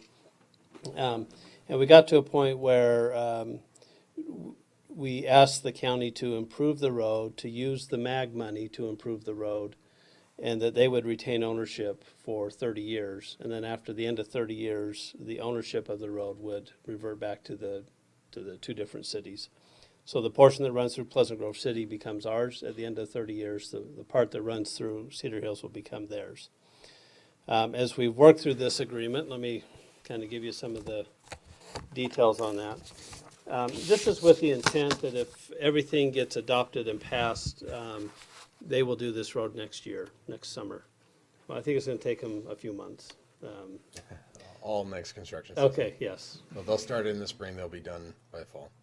Well, before I get too far into it, Marty, will you explain kind of the technical part of what these improvements are that we'll see on the road? Okay, so going back from JUB time, I was the one that helped with this project and putting it together for both Pleasant Grove and Cedar Hills. At the time, the concept was that we wanted to make it a safe access way as well as reconstructed. So the MAG funding was applied for. The total project cost $9.35 million. And of that amount, some of it was being used to actually widen to give us a safe shoulder. So as you go up past 2600 North, you notice how narrow that is, especially if you have somebody trying to walk or a bicycle there. And so essentially what we agreed to was a 4-foot wide shoulder, at least something that people could get off safely or be on the shoulder safely. Right now you maybe have a foot in some areas. And so that whole area is being widened. There are a number of areas through town that were also being widened and dealing with some of the stormwater issues that currently exist on the road. So that was what the MAG funding was going to fund. There was a commitment from UDOT in there on a good portion of that. It's a 65-35 grant mix. And right now, we wouldn't be coming out of pocket with anything other than some agreements to maintain and do a few things that Scott will talk about. So right now, though, the idea is that they will only, if they were not going to do this project, they would take the existing pavement section, they would mill it down, and resurface the project. So for what the MAG funding was, is to take the whole pavement section down to base and reconstruct that base. So not necessarily a full dig out of the entire section, but reconstruct where we've got soft spots, recompact the entire base section, and then bring up brand new asphalt section. And so there's a huge difference in what they will do if not that it's a threat, it's just something to consider. They've got money to acquire this right away, the trade for North County Boulevard, and that's the money that they can use. If they don't use the MAG funding, then they won't do this big project. The MAG funding was about $5.5 million that they have available to them. And so that's what we're talking about as far as the overall scope is to widen in some areas, reconstruct the entire road. It'll give us a really good road base, and we won't get all those calls every week on First East. That's not our road.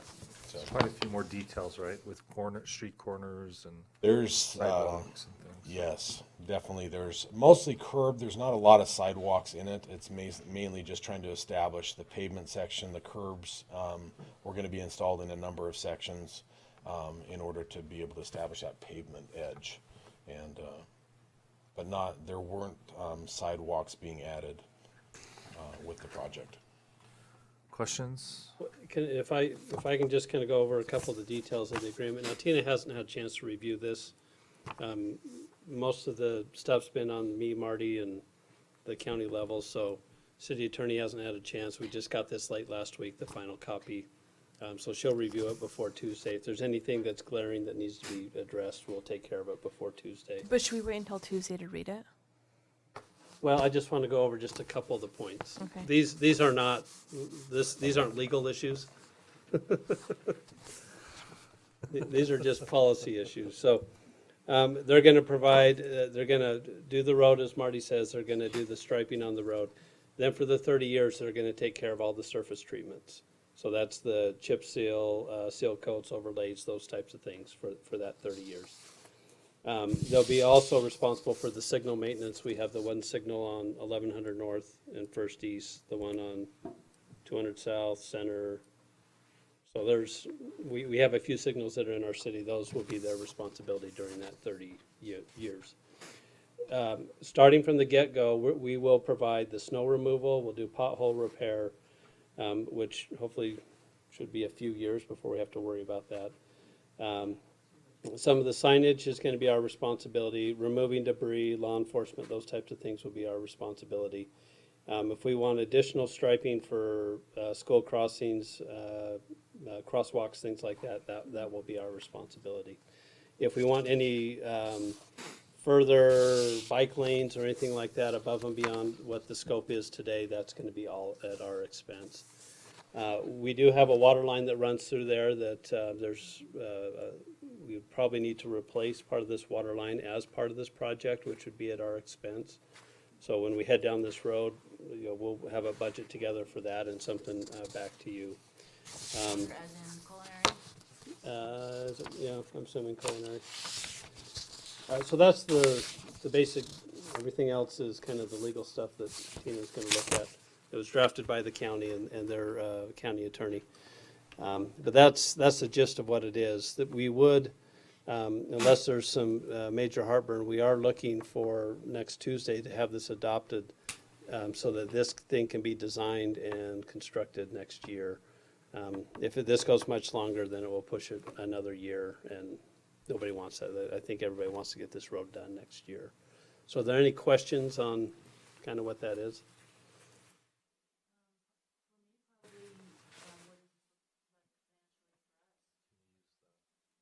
So initially for us, as far as the construction costs, there is none.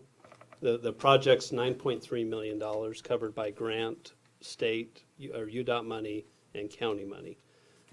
That's the big part. The snow removal, we put a dollar amount to that. I think it was a couple $1,000s. I mean, it's just additional time and road that we need to cover now. There'll be a couple $1,000s maybe in striping and signage depending on what we want. Some of that will be one time and some will be whenever we go back and refresh our other pavement markings, that we would do that at the same time. So our annual cost is pretty minimal according to the benefit of what we're receiving with a brand new road that will be nice and smooth. But we could have those numbers by next Tuesday as well. The cost of the city. Yeah, Okay. we can have that. And include the water pipe project? I don't know if we're going to know the cost of the water line project, and that is really, estimate? that's outside of this agreement, other than it does say that we can do it at the same time. That's all we're agreeing to. Or do we have money? So then maybe the question is, do we have money to do the water? at the same time? We'll be talking about that. We've already done some preliminary looking at which ones we feel need to be replaced because we feel that they're old enough. to make sure that we aren't going to be digging up a brand new road is the concept, right? And That's so, the concern. we know some areas that we've had concerns. We know we've had leaks in a few of these areas, and those are the areas that we're focusing on replacing. And shortly thereafter, we could have a number as far as that. We've already done some preliminary estimates on that, but there is currently no budget. That budget would have to be looked at further and figure out how we come up with that funding. Scott? Yeah. Could you also provide, like just in a summary form, the finances about what was going to be spent on the road versus what is going to be spent on the road? Yeah. Just so that we can see the difference. Yeah. And what was going to be done versus what is going to be done. Yeah, because that's really kind of the critical component of all this is what the county said they would do if without the MAG money and what that means to us. So, Like, one of the things from a citizen's perspective, you know, the road has a pretty good crown in some places. Maybe what is that going to look like when they're done? You know, how does it affect the person that's driving on the road, the citizen, And versus what would happen if we didn't do this? And that's the goal. We are looking at getting rid of the crown where it's high, reconstructing those areas. So it would be a nice, normal-looking road when we're done with it, as compared to if they just did a mill and fill, the crown's not going away. So this They're way it'll just- look pleasant when we're done? Okay. It would look nice. Good. North when you're coming west and you come around the corner and launch up, is that the crown you're talking about? That's actually one of the areas we identified to repair. if you keep it under 50 miles an hour, you don't have to worry about that. Like a speed deterrent, come around that corner. You gotta stop when you're coming around the corner. It is a High stop standard. control. One other thing so as we've been looking at this as well, as far as the condition of the road when we get it back, they are required to provide it back to us at a certain pavement condition. So we're not going to allow them, at least that's part of the stipulations of the contract, that they have to give it back to us at a certain pavement condition index. So they're going to be doing the maintenance and upkeep on that road over time, which is a benefit, obviously, if we Minus the accept it. potholes, correct? Minus the pothole repair if there's. That's on us. anything there, so. What about the clean out, the manhole covers? All of those would be raised to grade and flush and no bumps whatsoever. I'm just kidding. You have a little bump, but it wouldn't be as significant. You heard his as promise. currently That's have. good through his retirement. But they would level those out. It sounded like most of the widening that was up north a little bit to me. Is that what you're saying?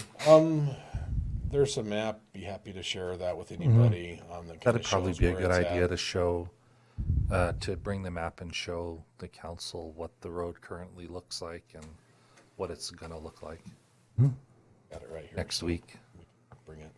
We can show you what the MAG original concept report was for. Has provided the areas of widening where improvements are going to be made to the city's infrastructure, or at least the benefit to the city.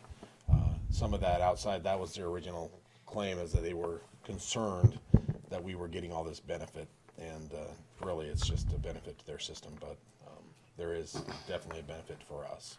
Did you count those streetlights? Oh, I did. We do provide the power for those, I believe. So. Any other questions? That's all. Good? All right. Item 11A is a discussion on potential locations for the future fire station if it's funded. Any questions on that? You should be receiving or have received all of the electronic communication that's taken place. So Dave sent some of the response time questions, and I can't remember, was there a couple other questions that? Not just the questions, but I mean the Comments. feedback, comments. Sorry. Oh, yes. Yeah, you've been forwarding No, those yeah. along. Yeah, so on our website right now, you can, citizens can come in and send us a comment. It comes to me, I forward it to the mayor and council. So the council can weigh those out and what they mean.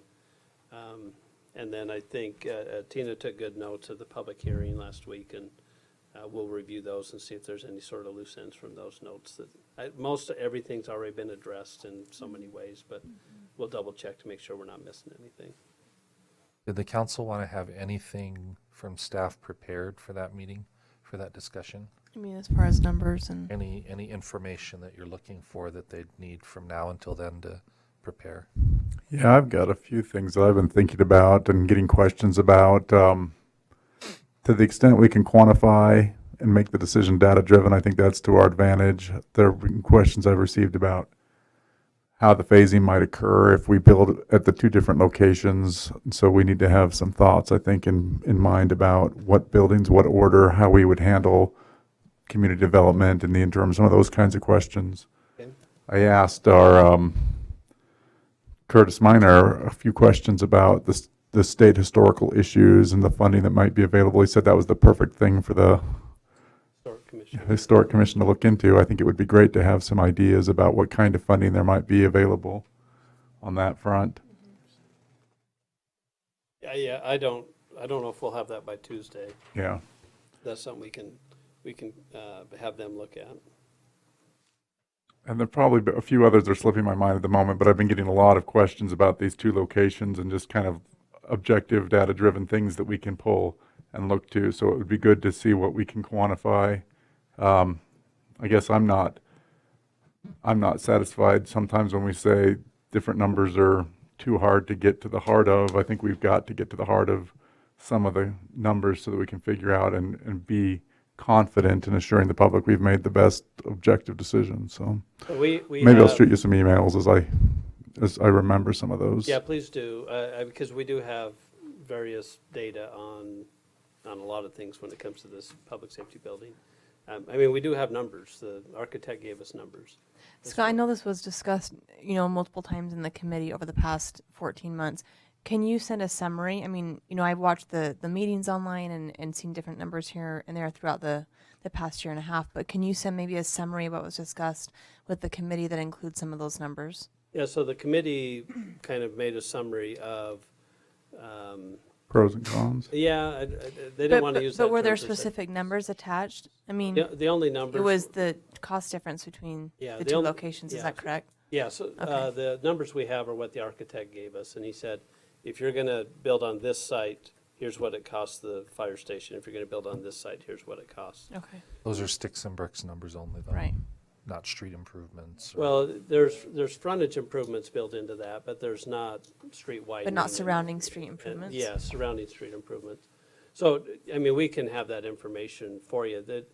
The committee was working through this issue of a cash cost on the land and a value cost, and really, that's up for the council to decide on what all that means. We can have the numbers available on what the cash cost is. We don't have a value cost because we're not exactly sure what the value of the property is or how that relates into the relation of the decision making. So, like, I guess what I'm saying is we have some numbers on the costs of the fire station on both sites that we'll make available. So for those pieces of data that we have numbers for, if we could provide that. Yeah. And maybe the numbers that Dave submitted, those were excellent, Dave.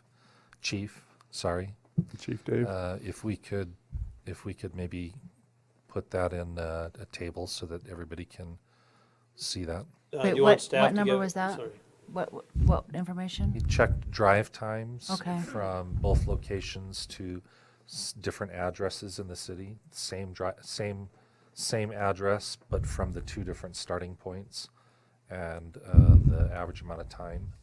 And then we also had the answer on the question about whether that was with or without lights and sirens, because there's times when you turn them on and times when you don't. And I would add the question of just future growth with that too, like, more traffic, and I don't know if that's a possibility.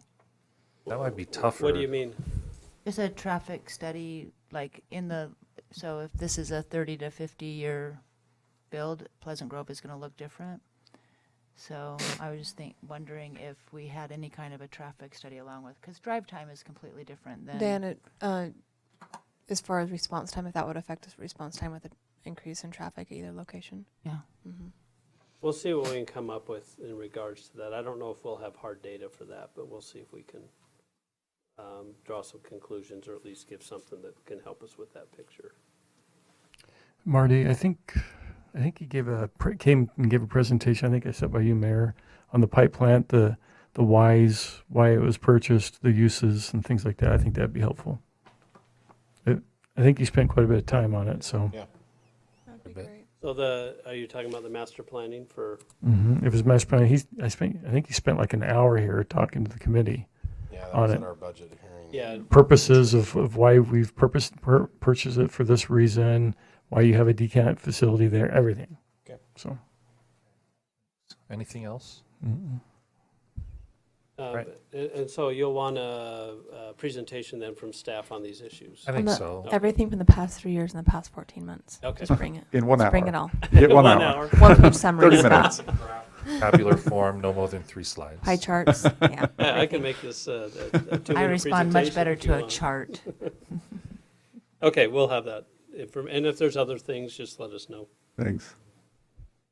Is this that wasn't I didn't look. It's not a public hearing, All and right. there's no decision that evening.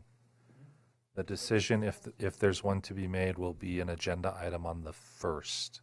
Is that right? Yes. Okay. All right, that brings us back to tonight, neighborhood and staff business. And I asked, in light of recent media that has focused on Pleasant Grove, I've asked Chief Smith if he could just kind of give us a background on how we got to where we are and what we're looking at going forward in order to help us better understand the situation, put it in perspective. Chief, really quick, have you had any citizens come to you and ask you your side of this or any information or? Any citizens Yeah. come and ask me? Yeah. No. Okay. So about just a little over 2 years ago, in 2014, we started using body cameras, and it was kind of we bought a few at a time. The camera itself is not an issue whatsoever. Cameras are fairly cheap. We were able to buy cameras just over $100 a camera, and you know the whole look at body cameras and where everything's going is such. The issue's just kind of up and down everywhere because the technology out there, the things out there, it's just we haven't reached a point where all the bugs have been worked out. And that's not. I'm not speaking just Pleasant Grove. I'm speaking as a nation. You know, it doesn't matter how big or small the police department is. There's a lot of issues out there. So we started running these cameras. At the time, we had a in-car camera system, which we still have, and we've always kind of been up front in that technology. I remember as a young officer when dash cams first started coming out. We were one of the very first in the area to ever have something like that. And you know that goes all the way back to having this big vault in the back of your car with a full-size VCR in this vault, and you'd have to pull your VHS tapes out and. So you know, it's something that that's not new to us. That we welcome that sort of thing, and as we learned with those in-car cameras, they're valuable to what we do. So when the body camera thing started to come around, it wasn't something for us that was really much of an issue. We could see the value in it. So we started running them. At the time, we had a server that we were using for our in-car cameras.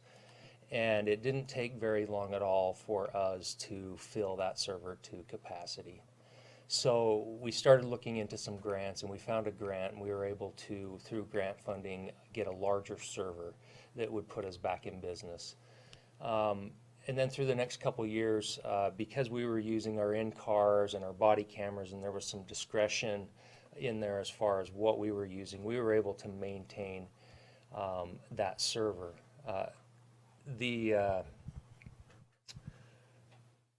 With House Bill 300, when it came about and went into effect, there are some things in there that mandate when and how you use those cameras, and so you know it becomes law. So if you're running a camera program, we're going, okay, we're going to follow this and see what happens. And the result is for the server space that we have, it shut us down really fast. Within just about 2 months, it filled up our server to the point where we had officers who had data on their body cameras that we couldn't download anywhere.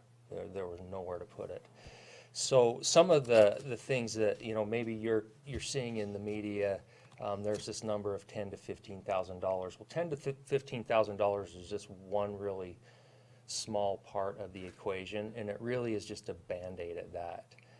That would buy us enough server space to get us another year down the road, and then what we're being told is you're going to find yourself in the same position you're in this year.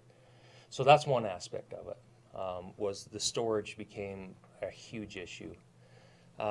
Another aspect of it is the management of that data. So what we started to see is for an officer was spending about an hour of his shift every day managing his body camera data. That was coming in, pulling an officer off the street, coming in, downloading his data, as well as he's got to tag each one of those videos as to what it is and where it goes. There is, we've searched for software that was non-proprietary that could help us manage that data. Our in-car camera system has a software that manages the data for us. So for instance, if it goes X amount of time and it's not tagged, it'll get rid of that data. But it's proprietary, and we couldn't use it to do our body cams. We tried that company's body camera. It didn't work well for us. The batteries wouldn't last very long. They broke on us continually, so we didn't want to go down the road with going all in with that company. And so we'd like a solution in the end if we decide, whatever we decide to do, that maybe incorporates both. But what we currently have, because we bought these cameras before body cameras were even an issue, it's not something we want to continue down the road with that company. So the management of the data becomes a problem. And we also learned that that's not just on our side of the house.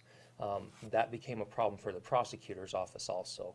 It was tying up our officers' time and then our records clerks' time with all of the request for discovery, which also tied up the prosecutor's office time to a point where, I mean, it's a substantial amount of time that we're managing these records. So there's money that needs to be looked at on a manpower issue also. And then redaction. Redaction was another huge one. So as we're looking at these video files, and this is where a lot of money comes into play, because I've talked to several companies who claim they can sell us software to redact these. Could you just describe briefly what redaction is? Yeah, so if we get a request for a video file, there may be, one of our officers may have went into anybody's house in our community, and there's going to be things on that video that if somebody comes in and does a request for the video, a records request, we don't want to release that video if it has private information on there that needs to be covered up. And that becomes a huge undertaking. So the software we've looked into is very, very expensive, and they say it's non-proprietary, yet when we've really pushed them on it, we've never got the companies to come back and say, well, this solution will work for sure. And it's always been, you buy it and it'll work, just buy it, because we're not going to give you a demo of it, and we're not going to go down that road with them. So redaction in and of itself is a huge issue. I've seen some cities where it's become such an issue for them. Seattle was one of them, that it tied up their personnel, their manpower so much that they bought a software that just basically blurred out the whole image. And then they would put it out on a public server to say, okay, it's there, if you want it, go find it, because we don't have the time nor manpower to fulfill all these requests for data. So again, that's another issue that, this isn't a Pleasant Grove issue. This is a national issue on where's all this going to land.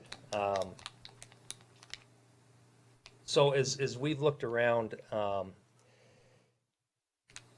look for a solution, and we're still looking, I don't have, if you were to ask me how much data do we need, I can't answer that. And I don't think you could go to really any department and they could answer that for you, because how do you judge how much data a body camera is gonna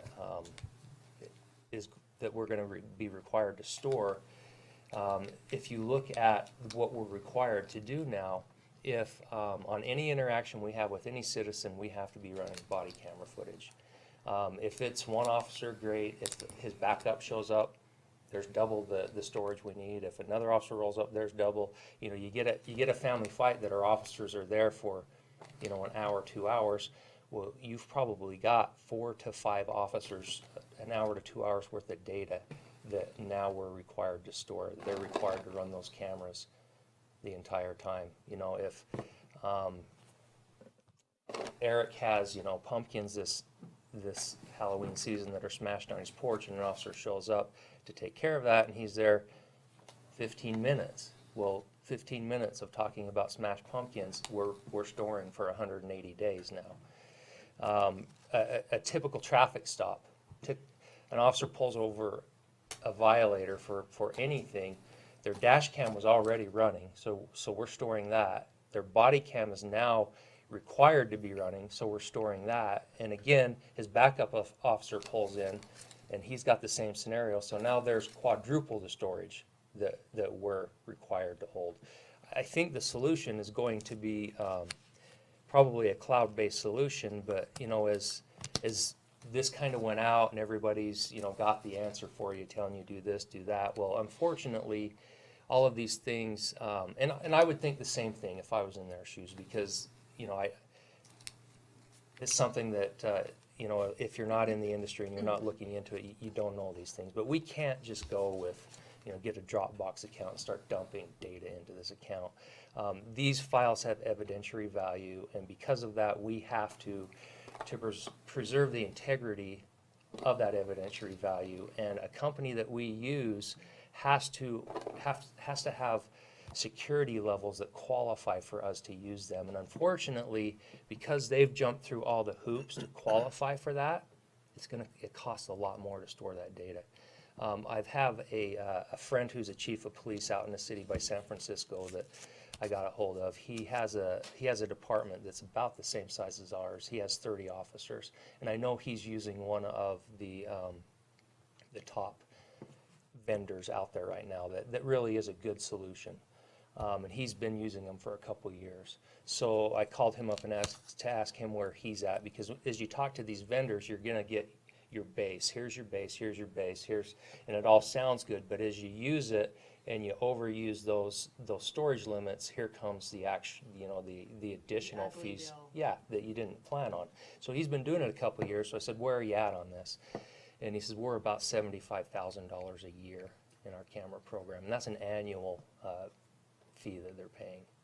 So, I mean, there's a lot of things on this that, you know, that we're going over. I've got a local company who's approached us that wants to come up with a solution that they would help us, but then turn around and try to get into the market with it. I don't know where they will go with that, what will come of that. But as we look at it, there's several issues. It's not just, you know, as the article came out, it was kind of one-sided as to what the issues are, but there's so many issues that we're looking at right now. The bottom line is we were able to evaluate this process for 2 years and get a really good idea of what it is we need to do it right, what it's going to take. And now we'll go out and we know exactly what we need. So as we talk with these vendors, you know what, we want to make sure that we're not getting into something and then finding down the road these additional charges like you're going to find with some of these companies. That it sounds good up front, but the reality is, because of laws put in place, it's gonna run your rates really high. And we're not the only ones in this situation. As you look throughout the nation, there's agencies all over the nation that are in the exact same position we are, that have, because of all of the things that have come into place, they've just had to step back and reevaluate their programs. There's even more of those agencies that have never jumped into the program because of fear of, you know, the results of what could happen in that program, and find themselves in the position we are. So that's where I'm at. Am I missing anything on that, Scott? No, I mean, we've talked a little bit about the state legislative requirements, and I think that helps drive some of the cost as to what we're doing because of the requirements of storage that have been implemented. I think our hope would be maybe some tweaks to the legislation, this upcoming legislative session. And I don't know when the technology is going to catch up where it becomes a little bit more palatable for us. I don't know if that's 1 year away or 5 years away or what's going on. But I think as staff, we would like to just take I mean, we don't have body cams going right now today. And I think we'd like to keep that stance for a little while. Let us have a little bit more opportunity to see on a couple of the legislative fixes. The legislative fixes are going to run through, for the most part, the Police Chiefs Association. They're the ones that were heavily involved on what was negotiated this past year. So if there's tweaks, I think likely it will go through them again. And there were tweaks this last year. The bill, the law that was produced is different than the bill that initially came out. You know, and some of the things were to make it mandatory that every agency in Utah had to have a body camera program. Well, the law doesn't say that right now. That was one of the things that was negotiated out because it really comes down to the money. The chiefs are saying, okay, we're okay with that. The reality is we need help. We need financial support. This isn't like I said again, this isn't a Pleasant Grove issue. This is every agency in the state that in the nation that's dealing with this and has the same issues. So hopefully something can come out to help us, and we'll keep working towards a solution, and I'll keep you filled in on where we're at with some of the. So ongoing, I think we discussed putting this on our offsite agenda for the budget hearing. Budget retreat, I think we'll have some hard numbers at that point for the council to give us the thumbs up or thumbs down on that. Potential solutions, what it looks like, record management system, et cetera. Okay. And just keep in mind that we're still running every one of our patrol cars has an in-car camera system. We're still running those cameras. The officers wear a remote microphone. We've been that way for years and years. 20 years. Almost the whole time I've been here. We've had a system like that. So even if they're out of shot of the camera, their body mic is picking up the audio portion of what's going on, and that's the way we've operated for years. So the officers still have that out in the field for them and for our citizens to record those interactions. Okay, so I asked Chief Smith to bring this up because that's the technology and legislative concern that we're dealing with right now as a city. And it's going to take a few months to kind of sort things out, and also take the legislature a little bit of time to sort out and come up with something that the citizens can afford. The second part of this is something I thought I would bring up, and that's the onslaught of political ramification that's taking place right now, the criticism, and our reaction to the criticism, either as elected people or appointed people or citizens.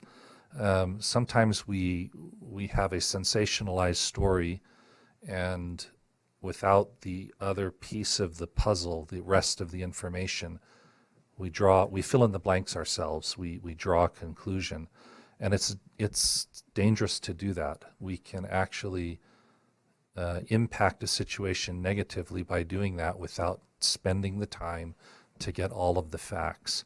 So I don't believe this particular situation is imprudent on the part of the chief to forego the body cams at this time until we've sorted out how this is going to play out long term and what our costs are going to be. And I would ask that now that the council is informed somewhat on what the actual status is and why this thing was made, that you can go back now and answer questions for people and kind of set people's mind at ease that, this isn't quite as brief, terse a statement that was represented in the media. There's more to this issue than meets the eye. Okay, thanks. Let's start over here. Ken? Okay, so when we were talking about next week's agenda, I mentioned how many we had 7 plats on there. I've been to a couple of conferences recently planning seminars, and both of them brought up the issue about final plats and how it is not required by state code to have city council approve final plats. It can be an administrative function. There is that new? Huh? Is that new? No, it's not new. But a lot of cities are finding it to be just easier on the process there is a requirement for a plat public hearing. So that is held normally with a preliminary plat at the planning commission level. But it's the or the preliminary plat where most of the finite detail of the development or the plat is brought up. Prior to that public hearing, there is a lot of engineering and planning review that goes into it. By the time we get to the final plat, it comes to city council, most of those issues have been resolved. It's a very simple plat at that point. We don't show on the final plat all of the detail, the development detail that is shown on the preliminary plat. I'm suggesting that we have a conversation about it, not that we have to do that tonight, but to schedule a conversation in the future about the merits of making it an administrative function. In other words, either the Public Works Director or myself could approve a final plat, making sure that it meets all of the code requirements. So it would be something, I notice there's a lot of times we come up here to City Council and we'll show you a final plat. It gets displayed on the screen. There might be one or two questions. There's not much that is said, and we move on. And I'm wondering, are we using our time and our process effectively by bringing it to City Council? So then the applicant has waited at that point an extra 2 weeks? Yeah, they can, but it's just something that we don't need to bog down the agenda of a meeting if it's something that we're otherwise. I mean, normally the recommendation is that all final planning and engineering comments be met. Well, that's what we're going to be looking for in an administrative approval. So, But there is a public side to it, just to reiterate, through the planning commission. yes. There is a public hearing, so the public has a chance to weigh Yes. in on the plat. So we notice all of the people, just like a rezone within 300 feet of that property. So they have that opportunity at the planning commission level to have their input. Great. So you're going to bring that forward at some Yes. point? Mhm. Okay. One thought on that, Ken. I think for a lot of the elected officials, there's sometimes some value just in being aware of, you're right, the vast majority of them are non-controversial, but they also don't take very long. And it might be valuable if we do away with the elected official approval piece. It might still be nice to have a report on. And I did consider that. I think it would be either something that we could email, or we could do it at this time of the meeting and just do a real brief look. These are the ones that we've approved. Went to planning commission in preliminary and got approved there, and this is where we're at on it. So you're informed. You know what plats have been reviewed and approved. I like that. Thanks, Ken. Sherry? I'm not done. Oh, sorry. Only one item. Nice try. Just wanted to let you know there's something else that we're working on, and we'll probably be bringing that forward to you. We are in conversation with USU Extension Services. They have some architects on their planner architects that are involved in their program, and talk to them about assisting us with our Downtown Advisory Board, who are wanting to move forward with an update to the downtown master plan. Great. And there are some processes and services that they can offer, either free of charge or very minimal, for reimbursing some travel expenses or whatever, where we can end up with some really nice graphic products, visuals that will help us formulate our plan. So I'll be bringing more information to you as we get into that further. Okay. Anything else? That's it. Okay. Sherry? Well, I just counted, I was looking at our library calendar, and we have 14 programs this week, and that's Monday closed. Yeah, we stay really busy, and ranging from after-hours teen activity, Friday night, Spanish story time, Lego club, parenting with love and logic. You know, we do a lot of cool things. Spread the word. Thanks. Very good. Anything else? No. You're starting construction this week, or No. when is it? Did your bid go out? The bid is closing this week. Okay. So it'll still be a little while. Okay. Good. Tina? I had nothing at this time. Nothing? Scott? Just wonder if there's still openings for the parenting, love, and logic. Actually, we have wait lists. Yeah, just a little 5-year-old acting out loud last night. But nothing. Nothing? No. Okay. Libby? No. Okay. David? Dion? Dave? Fire Prevention Week, we'll just have a little open house on Friday evening, and then on Saturday, people can just come wander in. The station's always open anyway. For those who have a social media following, you can post that on Great. Is that on your Facebook page? there. I think somebody that knows how to do that was gonna do that. So Arson will get the word out, right? Arson is going to take care of it. Arson Door to will door also- with flyers. Right? So Friday night and then Saturday? Open house, and you stop by, talk with the fire guys, look at the stuff. Great. Anything else? Mike? Wanted to mention, I'm gonna, I'll throw the gauntlet down to the council. If our Beards for Santa. Oh, is it up. starting? Well, we're a little early this year, so here's a little hint if you want to kind of rib a couple officers.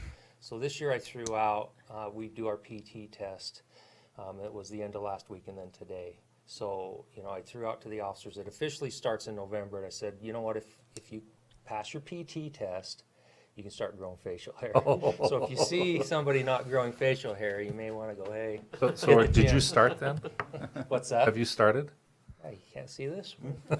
I'm just asking. I still think this is discriminatory against women that we can't participate. Thing, I know Well, you there's some can't that grow a can. beard, but I mean, you could grow your hair, the hair on your legs, or I mean, Okay, let's not go there. Mustache. We'll stop right there.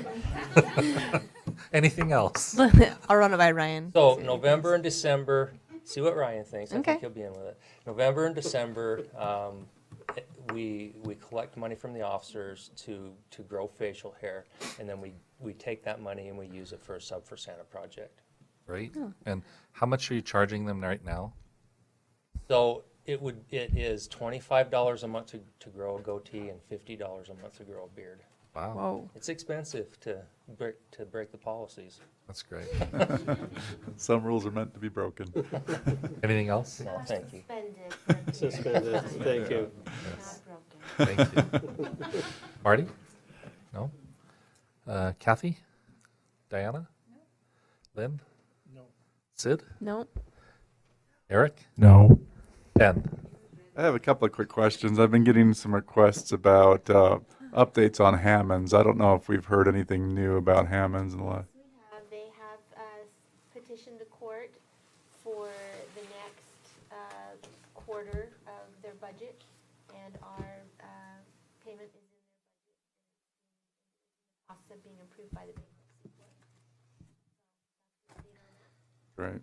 And that's usually November Then in 1st? November. Oh, end of November. Yeah. I think our payments due the 1st of December, and so they Okay. usually pay a couple of weeks. Then I've been getting questions about the Citizens Finance Academy, if we're going to have a final, Yes, do we know when? I don't know when, because Okay.